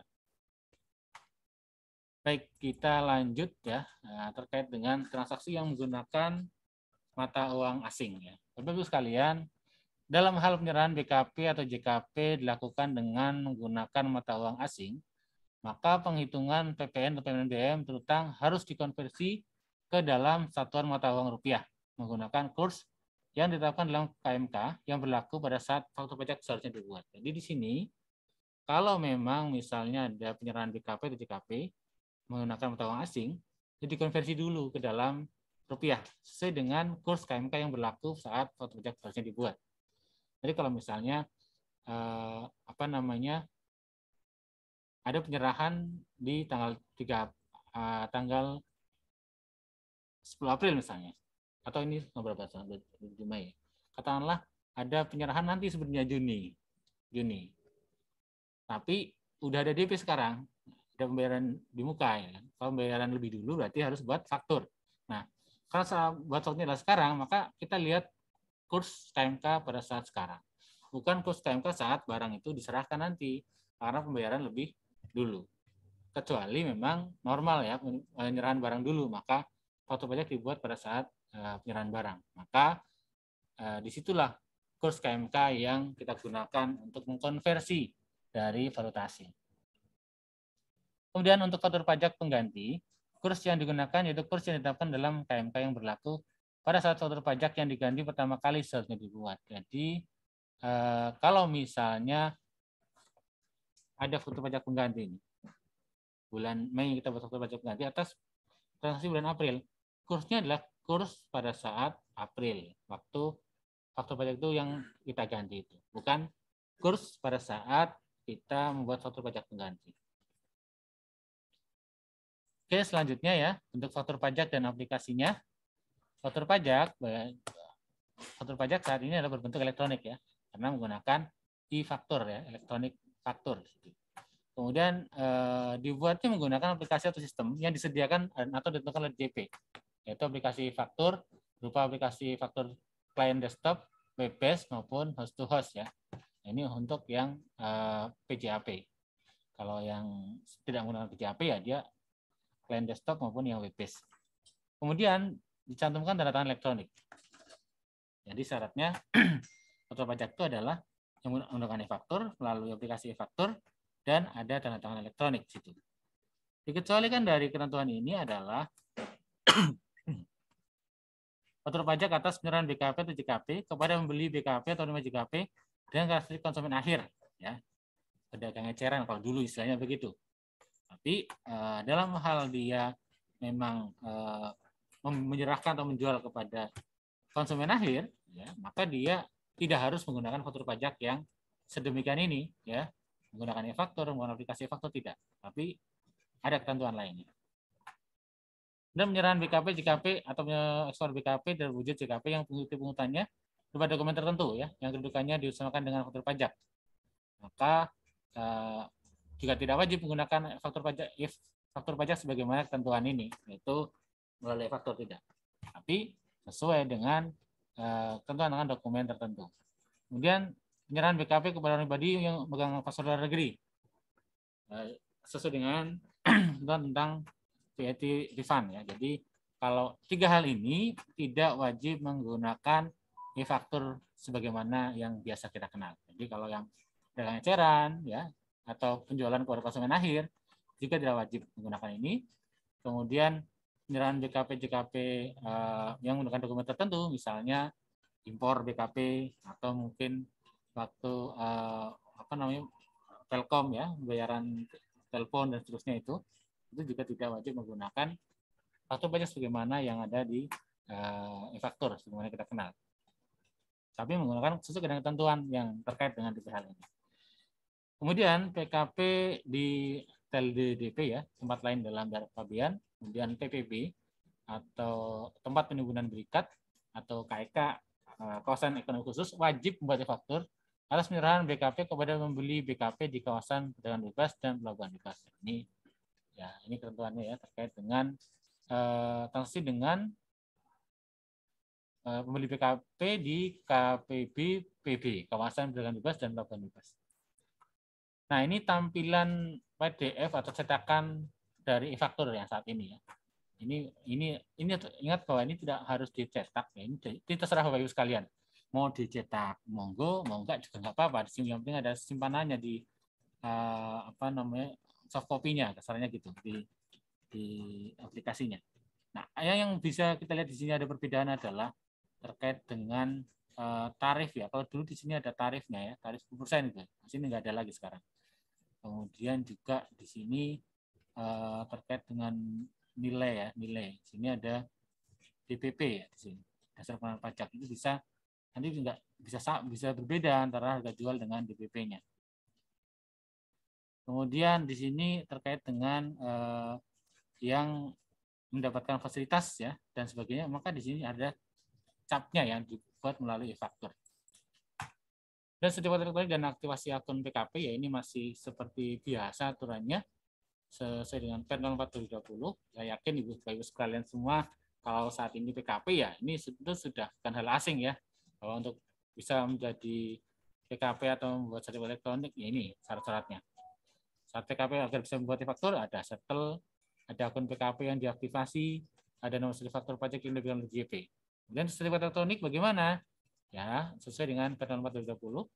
Nah, ini biasanya terkait dengan sertifikat dan aktivasi akun biasanya sekaligus ya lakukan permohonan sekaligus bisa sehingga nanti prosesnya tidak balik lagi nanti ngajukan lagi sekalian bisa nanti tinggal mungkin prosesnya yang secara bertahap. Saya yakin untuk hal ini tidak terlalu perlu kita panjang lebar. Saya yakin Bapak sekalian semua sudah nggak asing lagi ya dengan terkait hal ini. Baik. Kemudian nomor seri faktur pajak ya. Untuk permintaan nomor seri faktur pajak, PKP dapat mengajukan permintaan NSFP nomor seri faktur pajak secara elektronik melalui laman yang disediakan atau ditentukan oleh DJP dengan unsur manual aplikasi Nova. Atau langsung ke KPP atau KP2KP dengan cara menyampaikan surat permintaan nomor seri faktur pajak. Jadi boleh datang langsung atau bisa dengan secara elektronik. Ini lebih simpel ya, Bapak sekalian tidak perlu jauh-jauh ke KPP, harus membuat masuk ke kunjung online ya, daftar dulu online ya kalau misalnya antriannya ada. Nah, lebih nyaman dengan cara elektronik. Jadi Bapak sekalian sambil mungkin di kafe atau sambil di mana bisa sambil minta nomor seri faktur pajak. Dan syaratnya apa? Syarat pemberian nomor seri faktur pajak pertama memiliki kode aktivasi dan password. Jika hilang, lupa, dapat ajukan cekak ulang kode aktivasi atau kirim nomor password secara langsung ke KPP. Kemudian juga memiliki akun PKP yang telah diaktifasi. Kemudian melaporkan video masa PPN untuk 3 masa pajak terakhir yang telah jatuh tempo. Jadi kalau misalnya kok minta nomor seri faktur nggak dapat ya nggak bisa ya. Nah ini harus kita lihat dulu. Coba sekalian cek kembali apakah SPT-nya sudah dilaporkan atau belum jika masa pajak terakhir. Nah, kalau belum, otomatis tidak bisa meminta nomor seri faktur pajak. Kemudian penggunaan nomor seri faktur pajak digunakan untuk pembuatan faktur pajak mulai tanggal surat pemberian NSP ya, ini biasa ya. Jadi kemarin sering ada yang nanya tuh, ada transaksi kemarin gimana ini? Nah, nomor seri faktur pajak belum dapat. Nah, dia belum lapor SPT juga yang masa sebelumnya. Gimana mau dapat nomor seri faktur kalau masa yang sebelumnya belum lapor? Ya gimana ya, karena untuk bisa membuat faktur ya harus ada NSFP dulu, harus ada nomor seri faktur pajak dulu, baru bisa bertransaksi. Nggak bisa tanggalnya kemarin, padahal NSFP-nya harus dapat hari ini, nggak bisa, karena nanti nolak di sistemnya. Kemudian jumlah NSP yang diberikan, ya di sini paling banyak 75 nomor seri faktur pajak bagi PKP baru dikukuhkan, PKP yang belum pernah membuat dan melakukan faktur pajak, atau PKP yang 3 masa pajak sebelumnya membuat atau melaporkan kurang dari 75 faktur pajak. Jadi kalau misalnya Ibu sekalian mungkin di 3 masa terakhir baru buat faktur pajak hanya sekitar 20. Itu masih bisa, maksimal 75 nomor seri faktur pajak bisa kita berikan secara sistem ya. Kemudian paling banyak 120% dari jumlah faktur pajak yang dibuat dan dilaporkan dalam SPT masa PPN 3 masa pajak terakhir atau masa sebelumnya. Bagi yang 3 masa pajak sebelumnya membuat dan melaporkan faktur pajak lebih dari 75. Jadi kalau misalnya 3 masa pajak sebelumnya melaporkan faktur pajaknya 100 buah faktur pajak, maka bisa kita diberikan 120 gitu nomor seri faktur pajak. Kalau tadi yang pertama karena dia di 3 masa pajak sebelumnya maksimal 75 faktur pajak, ya dia dikasihnya maksimal sebesar itu jumlah faktur pajak. Tapi kalau lebih dari 75 itu bisa diberikan maksimal 120% dari jumlah faktur pajak. yang dilaporkan di 3 masa pajak sebelumnya. Kemudian ada ketentuan lainnya, jumlah tertentu. Itu bagi PKP yang baru dikukuhkan atau PKP pemusatan atau PKP yang mengalami peningkatan usaha yang karena kegiatan usahanya membutuhkan nomor seri faktur pajak dengan jumlah yang tertentu ya, lebih banyak lagi misalnya bisa, tapi syaratnya perintah nomor seri faktur pajak dengan jumlah tertentu harus disampaikan langsung ke KPP atau KP2KP. Formatnya ya ada di tentunya di PR03 ya. Kalau misalnya membutuhkan untuk terkait dengan ini bisa. Tapi kalau masih cukup dengan lewat e-faktur atau lewat NSS elektronik, Enova ya cukup dengan itu saja. Kemudian batas waktu ya, lewat e-faktur ya tadi saya sampaikan di awal bahwa kewajiban membuat faktur adalah pada saat dia penyerahan. Atau dalam hal ternyata pembayaran lebih dulu, ya berarti pembayaran itu. Namanya juga membuat faktur ya sekalian dia upload, tidak harus menunggu besok gitu. Jadi kalau memang sebelumnya mungkin oleh DJP tidak dikunci ya, diberi kelonggaran sampai dia nggak mau lapor dia baru boleh uploadnya, sekarang tidak. Sekarang ibaratnya seharusnya ya pada saat dia buat faktur sekalian dia upload gitu. Oke lah dikasih waktu 15 maksimal 14 hari sampai dengan untuk segera diupload. Ini masih ada kelonggaran lagi gitu. Nah, ini kalau sebelumnya mungkin longgar banget gitu ya, sekarang kelonggarannya dikurangi gitu, dikurangi. Jadi sebenarnya contohnya dari dulu Bapak Ibu sekalian sebagai PKP harus membuat faktur pajak ya pada saat wajib membuat faktur pajak itu saat penyerahan atau saat pembayaran dalam hal pembayaran lebih dulu dari penyerahan. Dan saat untuk memperoleh persetujuan DJP ya, NSP yang digunakan untuk penomoran faktur merupakan nomor seri faktur pajak yang diberikan oleh DJP ya, bukan nomor seri faktur pajak yang buat sendiri atau mungkin nomor seri faktur pajaknya atau orang lain ya nggak bisa. Kemudian ini kalau misalnya ini harus di-upload paling lambat tanggal 15 bulan berikutnya. Jangan sampai nunggu-nunggu akhir bulan ya, karena memang seharusnya malah dari awal ya di hari dia menyerahkan barang dia harus membuat faktur atau paling lambat akhir bulan dalam hal akhir bulan tersebut ya dalam hal dia gabungan kan gitu. Ini contohnya. Status waktu upload e-faktur PTH merupakan PKP yang melakukan penyerahan BKP 11 April. PTH membuat e-faktur pada tanggal 11 April menggunakan aplikasi faktur dengan skala tanggal faktur 11 April. Nah, ini biasa ya. Kemudian baru diunggah 14 Mei misalnya. Maka ini bisa dipersetujuan oleh DJP ya, di-approve. Kemudian contoh keduanya, PTH merupakan PKP, melakukan penyerahan BKP 18 April. Kemudian membuat e-faktur tanggal 18 April, menggunakan aplikasi dengan tanggal 18 April, tapi dia baru uploadnya di 16 Mei, otomatis dia akan di-reject.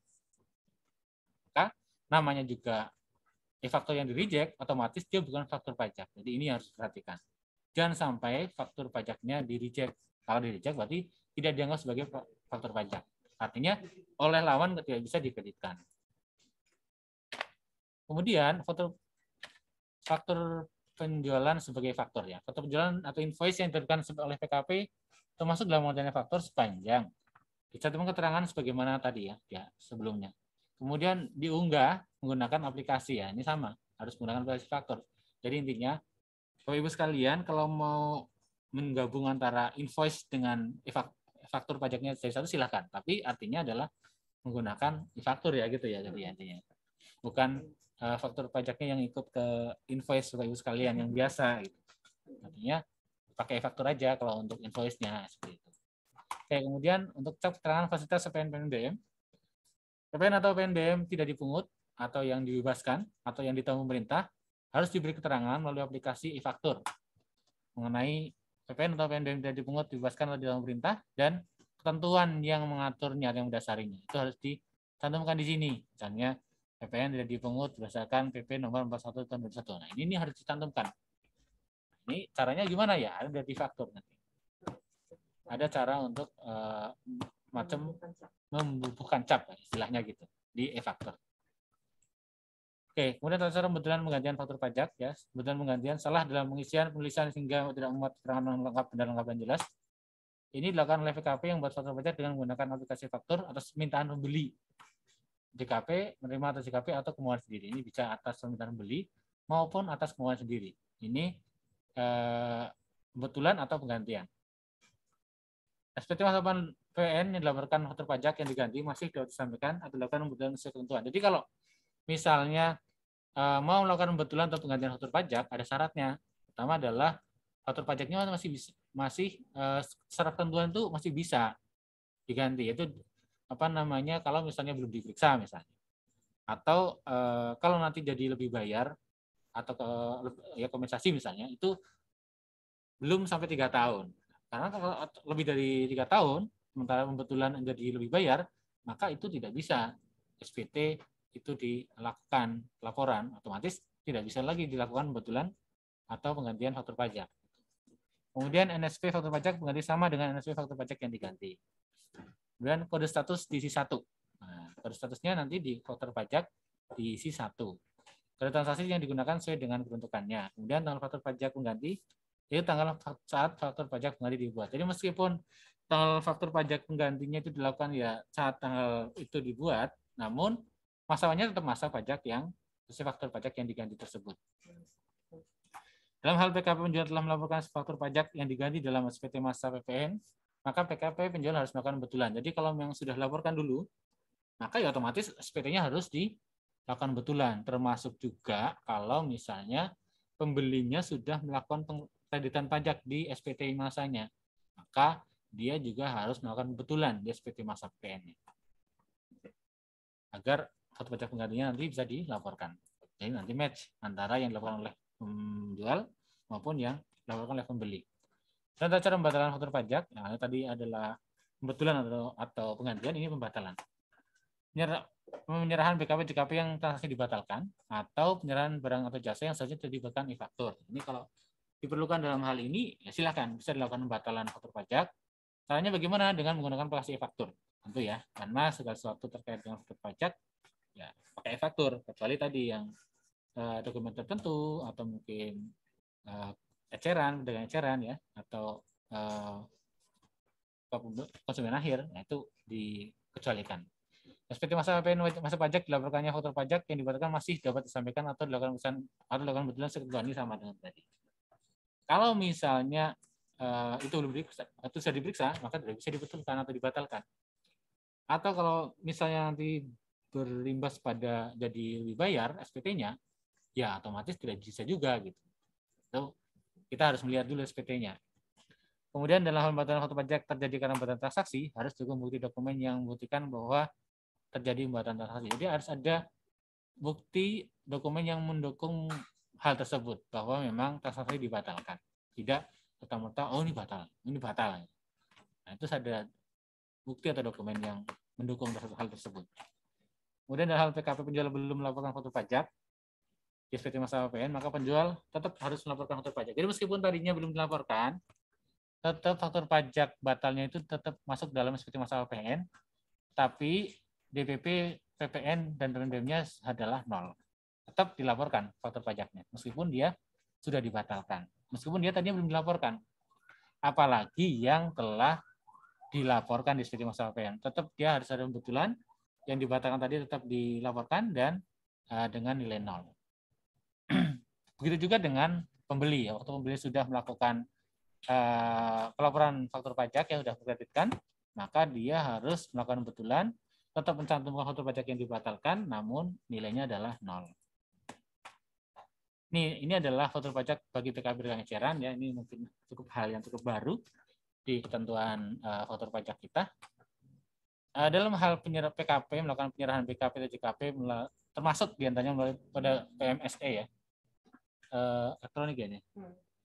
Penyerahan melalui sarana elektronik ya. Oke, ini flash misalnya ya.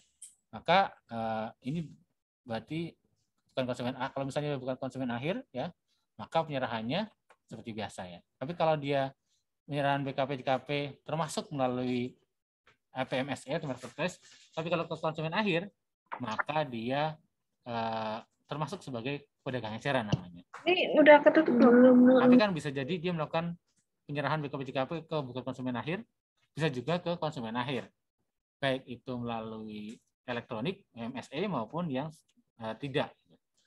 Nah, dalam hal dia konsumen bukan konsumen akhir seperti biasa tadi sarananya. Tapi kalau dia ke konsumen akhir, maka ini konsumen akhir itu apa sih? Ini karakteristiknya, yaitu membeli barang atau penerima jasa, mengonsumsi secara langsung barang atau jasa yang dibeli atau diterima. Dan membeli barang atau penerima jasa tidak menggunakan atau memanfaatkan barang atau jasa yang dibeli diterima untuk usaha. Kemudian, PKP yang melakukan penyerahan BKP JKP kepada pembeli BKP dengan kartu konsumen akhir, termasuk yang dilakukan PMSE, merupakan PKP perdagangan eceran. Nah, jadi, kalau dulu, sebelum ketentuan yang sekarang adalah berdasarkan clue ya. Mana yang masuk sebagai PKP perdagangan eceran, clue-nya seperti apa dulu. Ya, sekarang tidak. Sekarang kita harus melihat transaksinya seperti apa. Kalau memang transaksinya adalah ke konsumen akhir, maka dia masuk sebagai penyerahan kepada sebagai PKP perdagangan eceran. Tapi kalau memang dia bukan ke konsumen akhir, ya berarti dia sesuai normal ya, terkait dengan pembuatan faktur secara normal. PKP perdagangan eceran dapat membuat faktur pajak eceran atas penyerahan BKP JKP kepada konsumen akhir tanpa mencantumkan identitas pembeli serta nama dan tanda tangan penjual. Ini cukup menarik ya bagi ibu sekalian yang mungkin memang karakternya banyak melakukan penyerahan kepada konsumen akhir ya, karena kan susah, apalagi kalau penjualan langsung ya ke konsumen akhir, kan tidak mungkin kita mau bayar, Pak mau beli apa, beli permen, KTP-nya mana Pak? Nggak mungkin seperti itu ya. Jadi di sini diberikan kesempatan ibu sekalian sebagai PKP untuk tidak perlu membuat faktur pajak secara yang biasanya, karena dia harus mencantumkan NPWP, NIK dan sebagainya. Kalau untuk PKP dengan eceran, ya faktur pajaknya tanpa mencantumkan identitas beli serta nama dan tanda tangan penjual. Tidak perlu lagi nanya siapa namanya, alamatnya di mana, tidak. Karena namanya juga konsumen akhir nih. Tidak. Faktur pajak eceran dapat juga dibuat atas pemakaian sendiri, BKP, JKP, dan belanja cuma-cuma, termasuk perjalanan BKP, JKP yang mendapatkan fasilitas dipungut atau dibebaskan dari penggunaan PPN. Kemudian faktur pajak eceran dapat berupa, nah ini yang dimaksud dengan faktur pajak eceran itu apa sih? Misalnya bon kontan, faktur penjualan, segi cash register yang sebagaimana yang Bapak Ibu sekalian gunakan pada waktu penjualan. Sebagaimana kita lihat waktu di supermarket misalnya, itu juga termasuk sebagai faktur pajak untuk penyerahan ke konsumen akhir atau penyerahan secara eceran. Tapi kalau mau secara elektronik juga silahkan. Artinya adalah bahwa ini dimungkinkan, dipersilahkan. Kalau memang Bapak Ibu sekalian melakukan penyerahan kepada konsumen akhir atau kita sebutnya sebagai pedagang eceran, PKP pedagang eceran, boleh menggunakan faktur pajak eceran ya. Itu tidak perlu membuat faktur pajak elektronik ya, yang dia harus cantumkan identitas pembeli, nama, alamat dan sebagainya. Tidak. Tapi saya sarannya ini tadi harus dia ke konsumen akhir. Karakteristiknya sudah ada di sini. Jangan sampai karena wah ini aku tahu nih sebenarnya dia digunakan untuk usaha segala macam ya, ke distributor atau gimana, tapi dia nggak mau ngasih KTP, udah masukin ke konsumen akhir aja. Nah nggak boleh seperti itu juga, karena ini nanti konsekuensinya ke Bapak Ibu sekalian ya, karena tadi ada syaratannya bahwa dia adalah memang untuk konsumen akhir. Dan faktur pajak bagi pedagang eceran ya untuk itu ada pengecualiannya ya. PKP pedagang eceran yang melakukan penyerahan BKP tentu atau JKP tentu kepada konsumen akhir wajib membuat e-faktur. Tetap membuat e-faktur meskipun dia ke konsumen akhir, yaitu untuk siapa? Untuk kendaraan dan penyewaan angkutan darat dan bermotor tetap wajib. Ya. Lagi kendaraan bermotor kan, ya mungkin dia nggak akan minta KTP. Saya yakin akan minta KTP. Bagaimana dia akan meregister kendaraannya kalau nggak ada KTP? Makanya di sini tetap membuat faktur pajak secara elektronik atau e-faktur. Dan angkutan air, tanah bangunan, angkutan udara, pesawat terbang, helikopter, balon udara, apalagi tanah bangunan ya, nggak bisa digunggung beli penjualan tanah sekian ratus unit, nah, nggak bisa seperti itu, harus dibuat e-faktur. Termasuk juga penyerahan senjata api dan peluru senjata api. Kemudian pembetulan atau penggantian dan pembatalan faktur pajak bagi PKP dengan eceran dapat melakukan pembetulan, penggantian dan pembatalan faktur pajak sesuai dengan kelaziman usaha PKP dengan eceran. Jadi kalau memang namanya juga pedagang eceran, kalau memang dimungkinkan ya boleh saja ada pembetulan atau penggantian dan pembatalan faktur pajak bagi PKP pedagang eceran. Kemudian persyaratan formal dan material faktur pajak. Faktur pajak harus memenuhi persyaratan formal yaitu benar, lengkap, dan jelas. Materialnya adalah bukti keterangan yang sebenarnya atau sesungguhnya. Nah, di sini jangan sampai ada keterangan yang tidak sebenarnya dalam faktur pajak. Kenapa? Konsumennya dia tidak memenuhi syarat sebagai faktur pajak. Namanya juga tidak memenuhi syarat, berarti tidak akan dianggap sebagai faktur pajak ya. Itu nanti akal halamannya tidak bisa dikreditkan. Basic keterangan yang sebenarnya atau sesungguhnya mengenai penyerahan BKP dan atau JKP, ekspor BKP berwujud, ekspor BKP tidak berwujud, atau pemanfaatan JKP tidak berwujud, dan atau pemanfaatan JKP dari luar daerah pabean di dalam daerah pabean. Dan faktur pajak tidak lengkap, terlambat dibuat, dan dianggap tidak dibuat. Nah, ini Bapak Ibu sekalian ini cukup penting ya untuk kita sampaikan, dan kita harapkan untuk kita sama-sama memahami ini agar jangan sampai ada kesalahpahaman ya, atau tadi di awal disampaikan jangan sampai ada sengketa di antara mereka ya, di antara kita ya. Sini. Nah, ini itu apa? Itu faktur pajak yang tidak lengkap, faktur pajak yang terlambat dibuat, dan faktur pajak yang dianggap tidak dibuat. Yang mana nih? Kalau faktur pajak tidak lengkap, artinya adalah tidak memenuhi kesatuan formal. Itu misalnya faktur dalam cantuman keterangan sebagaimana pasal 5 per atau faktur pajak PKW dengan acara dan cantumkan keterangan. Nah, kalau faktur pajak yang faktur, ya berarti tidak mencantumkan misalnya NIK misalnya, ya itu berarti tidak memenuhi kesatuan formal. Atau pedagang eceran, faktur pajak PKW pedagang eceran, kan dia tidak wajib mencantumkan atau tidak mencantumkan pembelinya, tapi dia tidak mencantumkan barangnya apa, berapa, nah itu juga namanya tidak lengkap. Atau mencantumkan keterangan yang tidak sebenarnya atau sesungguhnya, itu juga jadi tidak lengkap. Misalnya jualnya misalnya jualnya sampo, nah, tapi dia padahal dia jualnya sampo, tapi dia nulisnya rinso. Nah, itu makanya rinso itu apa deterjen ya. Maka itu namanya tidak sebenarnya atau sesungguhnya. Dalam hal diketahui demikian, maka itu menjadi tidak lengkap dan tidak memenuhi syarat formal faktur pajaknya. Atau berisi keterangan yang tidak sesuai dengan ketentuan pengisian keterangan. Itu untuk yang tidak lengkap. Kemudian, kalau yang terlambat dibuat bagaimana? Nah, ini hal yang baru juga nih. Tanggal yang tercantum dalam faktur pajak melewati saat seharusnya faktur pajak dibuat. Misalnya tadi, Bapak Ibu sekalian melakukan penyerahan barang dagangan katakanlah di tanggal 5 bulan Mei. Tapi baru buat faktur, tanggal fakturnya adalah tanggal 10 bulan Mei. Dan bukan faktur pajak gabungan ya, hanya itu saja misalnya. Maka otomatis kalau faktur pajak gabungan boleh, tanggal 10 atau tanggal lahir bulan Mei juga boleh. Tapi karena dia hanya itu saja, harusnya dibuat tanggal 5 Mei, tapi dibuat tanggal 10 Mei, maka ini namanya terlambat dibuat. Kalau misalnya dapat diketahui oleh DJP, ya itu berarti masuk faktur pajak yang terlambat dibuat. Konsekuensinya apa? Ada di bawah sini. Dan yang ketiga adalah faktur pajak dianggap tidak dibuat. Ada faktur pajak tidak lengkap, ada terlambat dibuat, ada dianggap tidak dibuat. Kalau di sini ada teman kami namanya Nenang Nur buat. Beda lagi. Oke. Faktur pajak tidak lengkap, faktur pajak terlambat dibuat, faktur pajak dianggap tidak dibuat. Nah, faktur pajak dianggap tidak dibuat, faktur pajak dibuat setelah melewati jangka waktu 3 bulan sejak saat faktur pajak seharusnya dibuat. Nah, misalnya Ibu sekalian, ya harusnya buat faktur pajak tadi tanggal 5 Mei. Tapi baru buat faktur pajak setelah lewat tanggal 3 bulan, setelah lewat 3 bulan. Sejak 5 Mei, misalnya tanggal 5 September misalnya.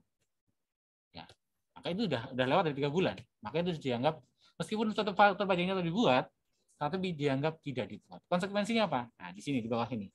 DKP yang membuat faktur pajak tidak lengkap, terlambat membuat faktur pajak, dan atau dianggap tidak membuat faktur pajak dikenai sanksi pasal 14 ayat 4 Undang-Undang KPK. Tiga-tiganya dapat sanksi. Oke, apakah itu saja? Ada lagi ketentuan lainnya.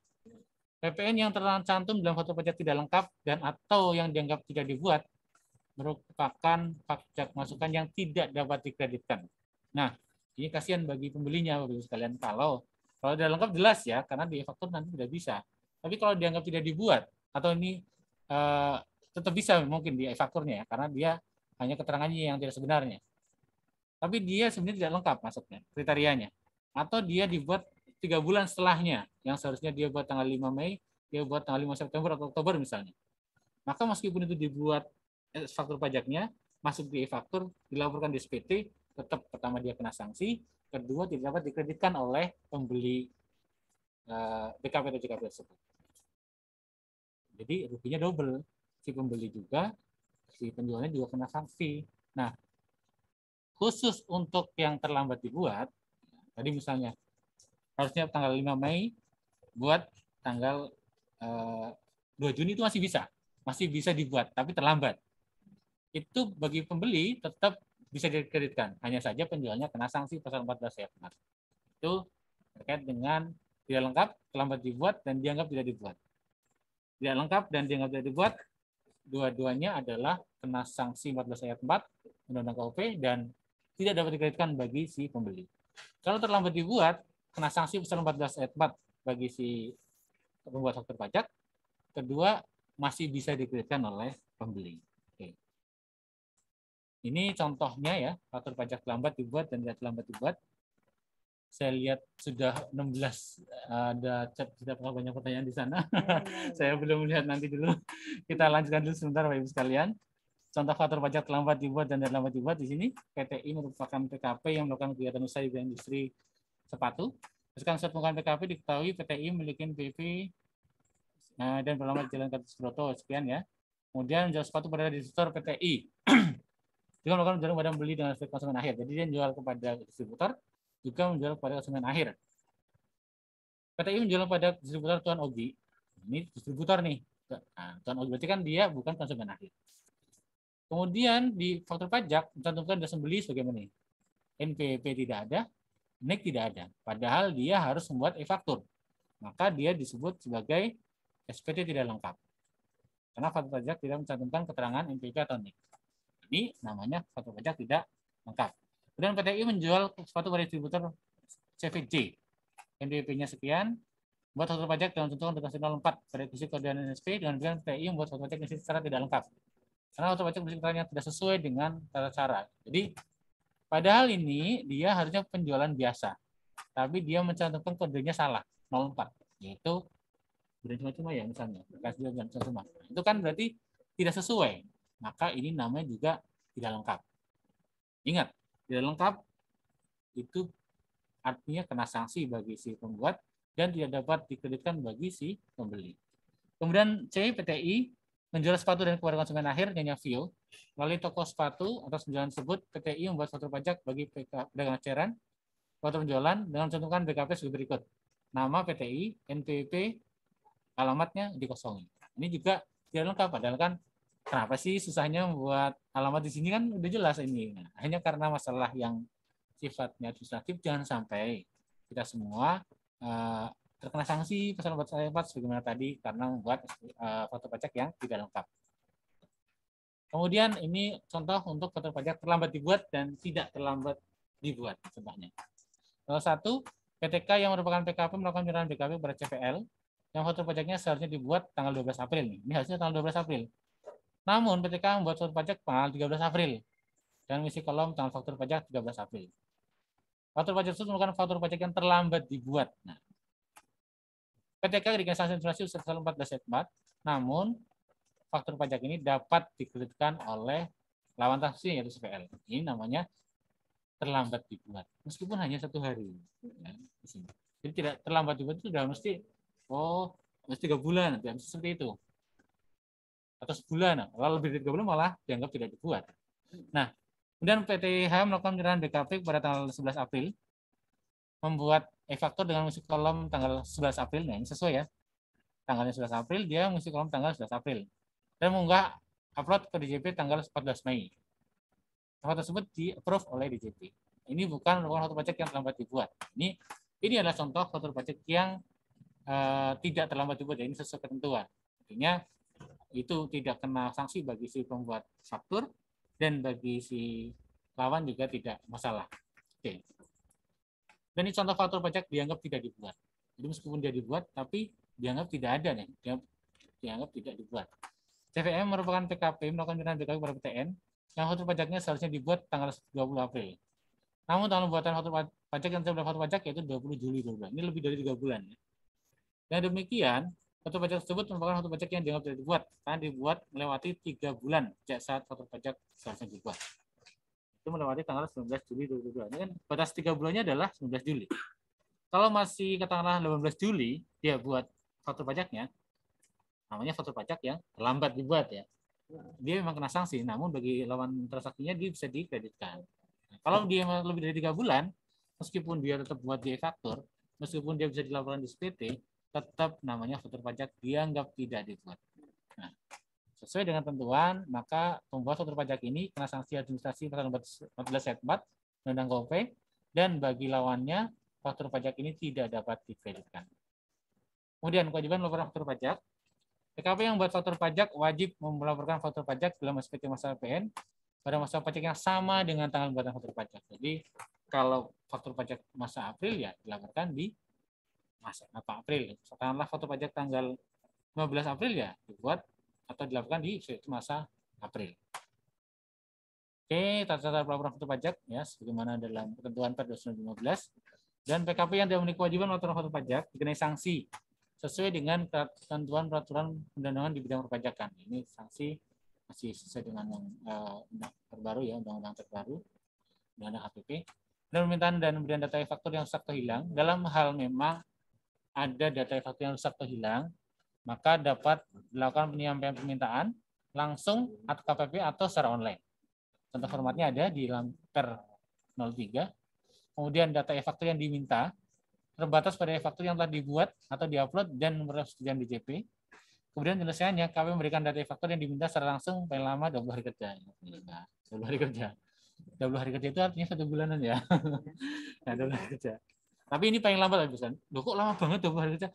Bayangkan andaikan sekian ribu PKP yang ada di KPP melakukan permintaan semua. Tentu ini makanya ada paling lambat ya. Tapi andaikan sedang senggang atau artinya tidak banyak permintaan, tentu kita akan segera mungkin 1 hari, 2 hari akan kita berikan. Tapi dalam hal tadi banyak sekali permohonan dan juga pelayanan yang lain, tentunya kita ada batas waktu yaitu 20 hari kerja. Ini adalah batas waktu kita paling lambat harus merespon atau memberikan data tersebut. Keadaan tertentu ya, nah ini namanya force majeure ya, ini mungkin sekilas saja. Jadi dalam hal tertentu masih bisa ada membuat kertas ya, tapi ini tadi kalau ada peperangan, kerusuhan, revolusi, bencana alam dan seterusnya, intinya adalah hal-hal yang di luar kesanggupan atau force majeure ya, luar biasa. Ini bisa, tapi ya, ini bukan hal-hal yang ada dalam suasana yang normal. Dan lainnya, faktur yang terdiunggah di DJP menggunakan aplikasi faktur dan telah diperoleh persetujuan dari DJP merupakan faktur pajak yang dibuat oleh PKP. Bagus sekalian, ini perlu kita cermati juga. Artinya apa? Artinya adalah bahwa kita semua harus menjaga username, login. Nah, pengamanannya sudah banyak ya Mbak, dari mulai settle, kode aktivasi, ada juga passwordnya di situ. Nah, kalau sudah sedemikian itu pengamanannya, kemudian sudah ada faktur pajak di dalam dan sudah diupload dan masuk ke dalam sistem DJP, itu artinya adalah meskipun mungkin PKP saya tidak pernah merasa membuat itu adalah tanggung jawab dari PKP. Artinya adalah itu merupakan faktur pajak yang dibuat oleh PKP. Mungkin PKP merasa nggak buat nih, gimana caranya? Itu sesuai ketentuan ini, ya itu sudah ada keamanan sekian lapis nih.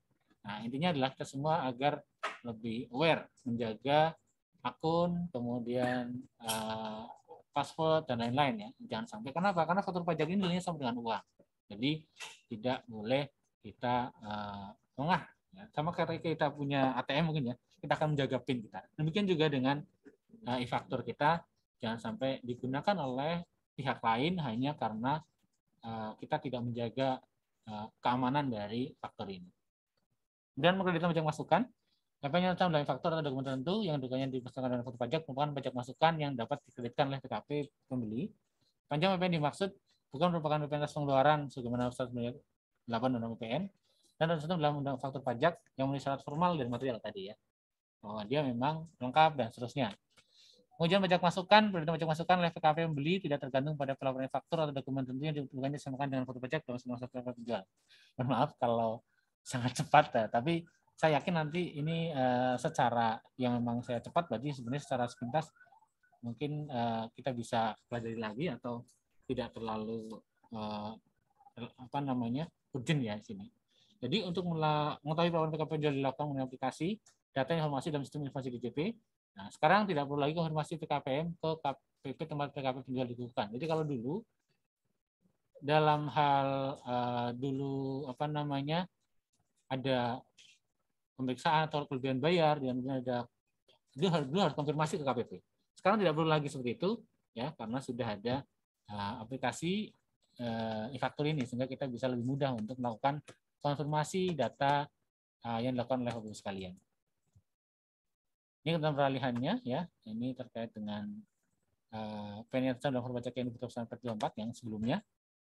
Kalau dia melakukan alat pembeli yang berbeda, yang tercantum dalam SK surat pengukuhan PKP membeli, sepanjang memang itu yang sebenarnya, atau menggunakan atau sebelum implementasi faktur menggunakan institusi lain yang dilakukan oleh VJP atau institusi ganda dan seterusnya, ditandatangani oleh VKP orang pribadi atau pejabat yang berhak menerima faktur pajak, tapi dibutuhkan atau terlambat dibutuhkan pada KPP, ini masih dapat dikreditkan.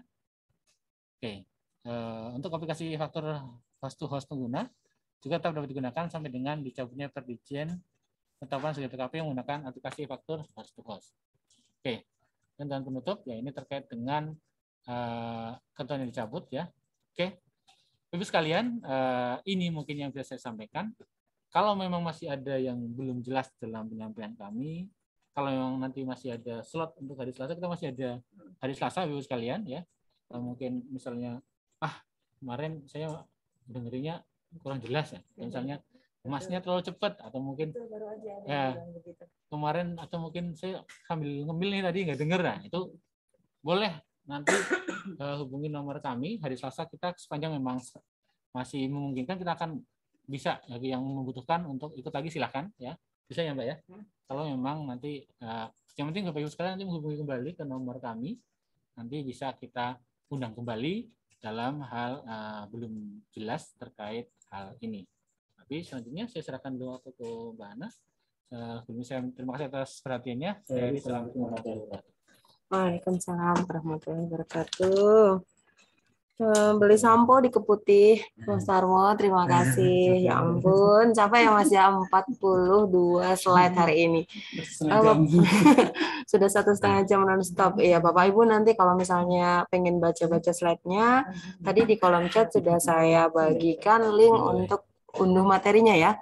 Nah, selain dari slide yang tadi dijelaskan Mas Tarmo, saya juga udah upload untuk per 03-nya secara utuh. Jadi misalnya Bapak Ibu ingin baca aturan, aku mau baca aturannya aja, nggak mau slide-nya. Ada di situ juga, boleh dibaca sendiri. Kemudian ada juga FAQ dari kelas sosialisasi dari kantor pusat. Kemudian selain itu juga kita lampirkan juga tadi pengumuman-pengumuman terkait PPN dari press release di pajak.go.id di situ. Oke, mana tadi pantun aku yang baru. Hidung gajah itu belalai, gajah terlatih bermain sulap. Materi sudah selesai, saatnya tanya jawab. Oke, baik. Bagi Bapak Ibu yang sudah mengajukan pertanyaan tadi di kolom chat, saatnya kita mulai menjawab pertanyaan yang ada di kolom chat. Oke, sebentar. Ya, ini saya share screen ya. Share screen yang sudah saya ini. Sudah saya salin. Nih, yang pertama tadi dari Pak TB, Pak TB Mas Termo. Pertanyaan pertama, PTX terdaftar di KPP BKM, mempunyai cabang di Medan. Lalu ada penyerahan ke Surabaya, yang mana di Surabaya itu tidak ada cabang. PTX menggunakan alamat di faktur pajak yang mana ya Pak, Surabaya atau Jakarta? Nah, tadi saya sempat baca FAQ-nya terkait alamat. Jadi apabila bertransaksi dengan KPP yang terdaftar di BKM, yaitu besar, khusus, atau media, itu apabila penyerahannya di KPP yang teradministrasi sebagai KPP cabang, maka menggunakan NPWP pusat dengan alamat cabang. Namun apabila di lokasi penyerahan tersebut belum teradministrasi sebagai KPP cabang, maka tetap menggunakan alamat pusat. Jadi nomor 1 jawabannya adalah Jakarta. Oke. Nomor 2, PTY secara jabatan dipindahkan ke KPP BKM dan memiliki cabang di Semarang, tapi belum memiliki NPWP cabang. Jika ada penyerahan di kantor cabang Semarang, lalu menggunakan alamat yang mana? Berarti kasusnya sama juga ya. Seperti tadi, karena di Semarang juga belum teradministrasi sebagai alamat cabang, maka masih menggunakan alamat pusat. Oke, yang ketiga, jika faktur pajak normal 27 Mei, faktur pajak pengganti 5 Juni. Lalu batas maksimal upload faktur pajak pengganti menjadi 15 Juli atau 15 Juni. Nah, jadi batas upload faktur pajak adalah tanggal 15 bulan berikutnya. Itu berlaku untuk faktur normal maupun faktur pengganti. Kalau dalam kasus yang ini berarti faktur pajak normal kan 27 Mei. Nah, normalnya berarti paling lambat upload normal itu 15 Juni. Sedangkan apabila di tanggal faktur penggantinya 5 Juni, untuk batas upload faktur pajak penggantinya itu 15 Juli. Jadi jawabannya adalah dua-duanya. Kalau untuk normalnya 15 Juni, kalau untuk penggantinya 15 Juli. Seperti itu Pak TB. Kemudian yang nomor 4. Untuk invoice jika masih alamat di Jakarta, tapi alamat di faktur pajak cabang Medan, apakah boleh? Maksudnya kalau invoice-nya di Jakarta, tapi fakturnya alamatnya Medan, apakah boleh? Untuk di invoice kita nggak menentukan ya Mas ya alamatnya, tapi untuk faktur pajak diikuti sesuai Perno 3 di pasal 67 itu ya, pasal 567 itu. Apakah ini termasuk yang KPP BKM tadi atau bukan, sebagainya itu fakturnya aja yang kita atur untuk alamatnya. Seperti itu. Kemudian Ibu Mary, apakah semua perusahaan boleh melakukan penggabungan faktur pajak atau hanya perusahaan tertentu saja? Mas Tarmo. Oke. Udah minum udah cukup sekian. Baik. Untuk faktur pajak gabungan itu boleh dilakukan oleh PKP siapa saja ya, ditentukan. Yang penting soalnya tadi ada transaksi dengan pembeli yang sama dalam 1 bulan dan dengan kode transaksi yang sama. Jadi lebih dari 1, tapi dengan kode transaksi yang sama di 1 bulan yang sama dengan pembeli yang sama. Oke. Lanjut ke pertanyaan dari Ibu Diah. Terkait mengupload faktur pajak pada tanggal 15. Maksudnya maksimal tanggal 15 ya Bu ya. Bukan harus pada tanggal 15, sebaiknya malah langsung aja diupload, nggak usah nunggu tanggal 15. Oke. Misalnya ada invoice tanggal 10 Mei dan baru sempat membuat dan upload tanggal 16, tapi masih dalam masa dan periode Mei. Itu bagaimana? Dan apakah untuk tanggal pelaporan PPN masih sama, yaitu di akhir bulan berikutnya? Misal masa April, berarti batas pelaporan tanggal 31 Mei. Oke, pertama tadi invoice tanggal 10 Mei, baru sempat membuat dan upload 16 Mei. Untuk membuat faktur, itu kan tanggal faktur dengan tanggal membuat kan bisa berbeda ya. Jadi kalau misalnya memang penyerahan atau pembayaran yang mendahului penyerahan itu, misalnya kan 10 Mei ya, sama kayak invoice. Nah, Ibu bikin fakturnya kan 16 Mei. Ibu masih bisa kok bikin faktur tertanggalnya 10 Mei, tapi dibuatnya di tanggal 16 Mei. Asalkan masih memiliki nomor seri yang diminta paling lama tanggal 10 Mei itu. Jadi dianggap tidak terlambat. Tapi kalau misalnya memang dibuatnya itu sudah melebihi tanggal seharusnya faktur dibuat, yaitu tadi seperti yang dijelaskan Mas Tarmo, masuk ke faktur pajak terlambat dibuat. Tapi bagi lawan sih masih bisa dikreditkan ya, tapi nanti bagi penerbit faktur bisa dikenakan apa denda apa bunga Mas namanya? Sanksi ya, sanksi pasal 14 ayat 4 yang tadi dijelaskan. Untuk tanggal pelaporan SPT masa PPN betul masih sama, yaitu akhir bulan berikutnya dari masa pajak. Seperti itu. Jadi kalau untuk batas pelaporan SPT sama ya, cuma yang dimajukan adalah batas upload faktur yang tadi itu. Oke, lanjut ke Bapak Rahmat nih Mas. Untuk PPN penjualan ke luar negeri hanya mencantumkan nama dan alamat saja. Ini penjualan ke luar negeri maksudnya ekspor apa gimana coba Mas? Gimana dari beberapa versi misalnya? Jadi kalau misalnya ini kan kebetulan kalau kita lihat tadi di slide-nya bahwa dalam hal memang dia kalau ekspor ya ketentuannya tetap seperti ekspor Pak ya kan 0% ya. Cuman kan ini di sini ekspor 0% masih kan. 0%. Jadi kalau penyerahannya ke luar negeri tapi kalau dalam hal dia di dalam negeri Pak, artinya dikonsumsi di dalam negeri ya, wajib pajaknya adalah apa namanya WNA ya. Tadi WNA ya. WNA ya. WNA, tapi dia di dalam negeri. Kan PPN itu kan pajak konsumsi dalam negeri. Kalau dia di dalam negeri ya berarti 11% seperti biasa. Hanya saja di e-fakturnya yang dia ini apa namanya tidak harus mencantumkan NIK ya, hanya paspor. Tapi kalau di luar negeri kan berarti dia sudah ekspor Pak, 0% seperti biasa. Itu kan nanti seperti dengan seperti prosedur ekspor biasa Pak melalui Bea Cukai. Ini adalah kasusnya adalah penjualan kepada wajib pada orang asing, tapi di Indonesia. Karena PPN itu adalah pajak atas konsumsi di dalam negeri. Jadi ini kasusnya ada di dalam negeri Pak. Meskipun yang membeli adalah asing. Jadi bukan kita menjual ke luar negeri, tapi dia jualan di dalam negeri, hanya saja ininya adalah asing. Tetap 11%. Tapi kalau ekspor ya sesuai kalau ekspor dokumen ekspor ya, beda lagi gitu. Dokumen ekspor ya 0%. Tapi kalau ini kasusnya adalah dia penjualan di dalam negeri, hanya saja pembelinya adalah orang asing. Oke. Lanjut ke pertanyaan berikutnya dari Ibu Ambi.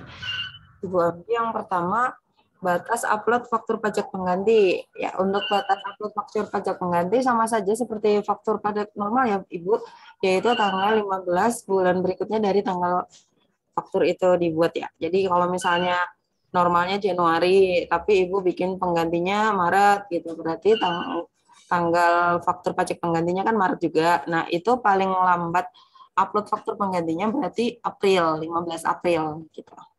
Kemudian yang kedua, apa hal yang mendasari sehingga memilih faktur pajak pengganti dan batal? Untuk pengganti itu sebenarnya transaksinya jadi lebih ke gimana ya, transaksinya ya Ibu ya.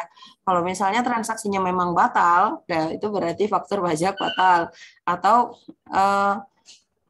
ganti lawan transaksi. Nah itu kan nggak bisa. Berarti kan transaksi misalnya dari perusahaan A ganti jadi perusahaan B, berarti kan transaksi yang dengan A batal dong. Nah ganti dengan B gitu. Kemudian kalau untuk pengganti itu sebenarnya transaksi tersebut tetap terjadi, namun ada perubahan. Misalnya berubah alamat atau berubah nilai transaksi seperti itu. Kemudian yang ketiga, bagaimana implikasi faktur pajak terlambat dibuat? Dikenai pasal 14 ayat 4. Iya, betul. Tolong dijelaskan cara perhitungan dendanya. Bisa, Mas? Itu sanksinya, itu kan sesuai dengan KMK yang ini ya, sanksi bunga yang jadi itu setiap bulan bisa berubah Ibu, ya Bapak Ibu ya. Jadi setiap bulan bisa berubah. Misalnya, tapi rata-rata sudah 1% ya. 1% dari rata-rata ya. Ya dari DPP ya. Gampangnya dari DPP 1% lah kita aja itu hitungannya. Tapi karena kan memang dengan undang-undang yang terbaru, kalau dulu kan 2% dari DPP ya maksudnya. Nah, sekarang tidak. Sekarang persentasenya adalah berubah setiap bulan. Jadi kali DPP gitu, daftar pengenaan pajaknya, dasar pengenaan pajaknya, kali tarif bunga yang sesuai dengan PMK. Ya, oke. Pertanyaan keempat, apakah ada implikasi dari Per 03 ini terhadap pemanfaatan CON? Sepanjang materi tadi nggak ada ya Mas ya? Nggak ada, karena Per 03 ini lebih ke administrasi faktur pajak. Oke, kemudian tadi pertanyaan dari Bapak atau Ibu Yosia. Izin bertanya, berdasarkan Per 03 untuk alamat faktur pajak sesuai dengan alamat penyerahan. Mohon maaf ini yang masih nggak mute. Siapa ya Mas? Aku stop share dulu. Oke, udah. Sebentar. Udah di mute. Alamat faktur sesuai dengan alamat penyerahan. Jika alamat penyerahannya ke cabang, artinya alamat faktur pajak sesuai dengan alamat cabang. Apakah syaratnya cabangnya harus memiliki NPWP juga? Untuk yang tadi ya, penyerahan yang di pasal 6 dan 7 Per 03, itu yang pertama, alamatnya sudah diadministrasikan sebagai alamat cabang. Salah, itu malah yang kedua. Yang pertama adalah bahwa si lawan ini adalah PKP yang sudah pemusatan di BKM tadi, yaitu Kanwil besar, Kanwil khusus, dan KPP Madya. Kalau selain itu berarti masih tetap seperti ketentuan yang dulu. Nah, yang kedua syaratnya cabang harus memiliki NPWP juga. Ya secara apa ya? Secara administrasi betul, karena dia sudah harus diadministrasikan sebagai alamat cabang gitu. Apabila belum diadministrasikan sebagai alamat cabang, maka masih menggunakan alamat pusat. Oke ya. Baik, kemudian pertanyaan dari Pak TB lagi. Apabila tanggal 15 adalah hari Sabtu atau Minggu atau hari libur nasional atau cuti bersama, apakah diundur jadi tanggal 16 atau gimana Pak Bu? Ini maksudnya untuk batas upload faktur ya Pak Bu ya? Sayangnya tidak, jadi tetap tanggal 15 bulan berikutnya. Jadi kalau saran kami, apabila memang sudah membuat faktur di hari itu, sekalian saja diupload seperti itu. Kalau misalnya salah, silahkan buat faktur pengganti. Kalau misalnya batal, ya silahkan buat faktur pajak batal gitu. Oke, ini dari PT Utomo. Pak Bu, apabila faktur pajak atas penjualan tanggal 10 Mei, namun kami terlambat upload di tanggal 16 Juni, apakah faktur pajak tersebut jadinya tidak bisa diakui? Bagaimana untuk mengatasinya? Jadi sebenarnya bukan itu secara pertanyaan bisa juga, tapi kalau secara praktek nggak bakal bisa, Pak. Karena ketika misalnya diupload di tanggal 16 Juni, maka dia akan di-reject, Pak, dengan kode error kalau tidak salah tanggalnya melebihi tanggal batas waktu upload faktur. Jadi tidak akan bisa diupload di tanggal 16 Juni tersebut. Seperti itu sih. Ada lagi yang ingin bertanya? Bisa. Karena ini hari Jumat ya Bapak Ibu, jadi mungkin setengah jam lagi udah pada persiapan Jumatan ya. Nah nanti hasil rekaman kelas kita hari ini akan kami upload di YouTube kami, di akun KPP Pratama Jakarta Kebun Jeruk 1. Nanti Bapak Ibu bisa saksikan kembali di situ. Kemudian untuk kelas per 03 ini kami ada batch kedua, yaitu nanti dilaksanakan hari Selasa, tanggal 31 Mei 2022, nanti Selasa besok. Apabila Bapak Ibu tadi merasa kurang dan pengen ikut lagi, boleh silahkan melakukan pendaftaran lagi, atau silahkan hubungi WhatsApp kami ya untuk konfirmasi ikut kelas lagi hari Selasa. Seperti itu, biar di-share lagi untuk link Zoom kelas hari Selasa. Untuk link apa namanya, link download materinya apakah sudah di copy semua? Download materi, sebentar saya share kembali. Link unduh materinya saya tulis lagi di chat. Kemudian apabila mau konsultasi dengan kami melalui WhatsApp, dapat menghubungi WhatsApp kami di nomor 6102 atau ya. Baik, sudah tidak ada pertanyaan lagi Bapak Ibu sekalian? Oke, baik. Saya anggap sudah cukup ya tanya jawabnya. Baik, nanti apabila berlanjut tanya jawab melalui WhatsApp silahkan. Apabila ingin langsung lagi ikut lagi hari Selasa juga silahkan. Baik, saya dan Mas Tarmo, mohon maaf apabila dalam penyampaian kelas hari ini ada kesalahan. Terima kasih atas perhatian dan waktunya karena ini cukup panjang. Jadi kami mengucapkan terima kasih banyak. Sampai jumpa di kelas-kelas berikutnya. Apa Mas nih? Burung Irian Cendrawasih. Cukup sekian dan terima kasih. Sekian dari kami. Assalamualaikum warahmatullahi wabarakatuh.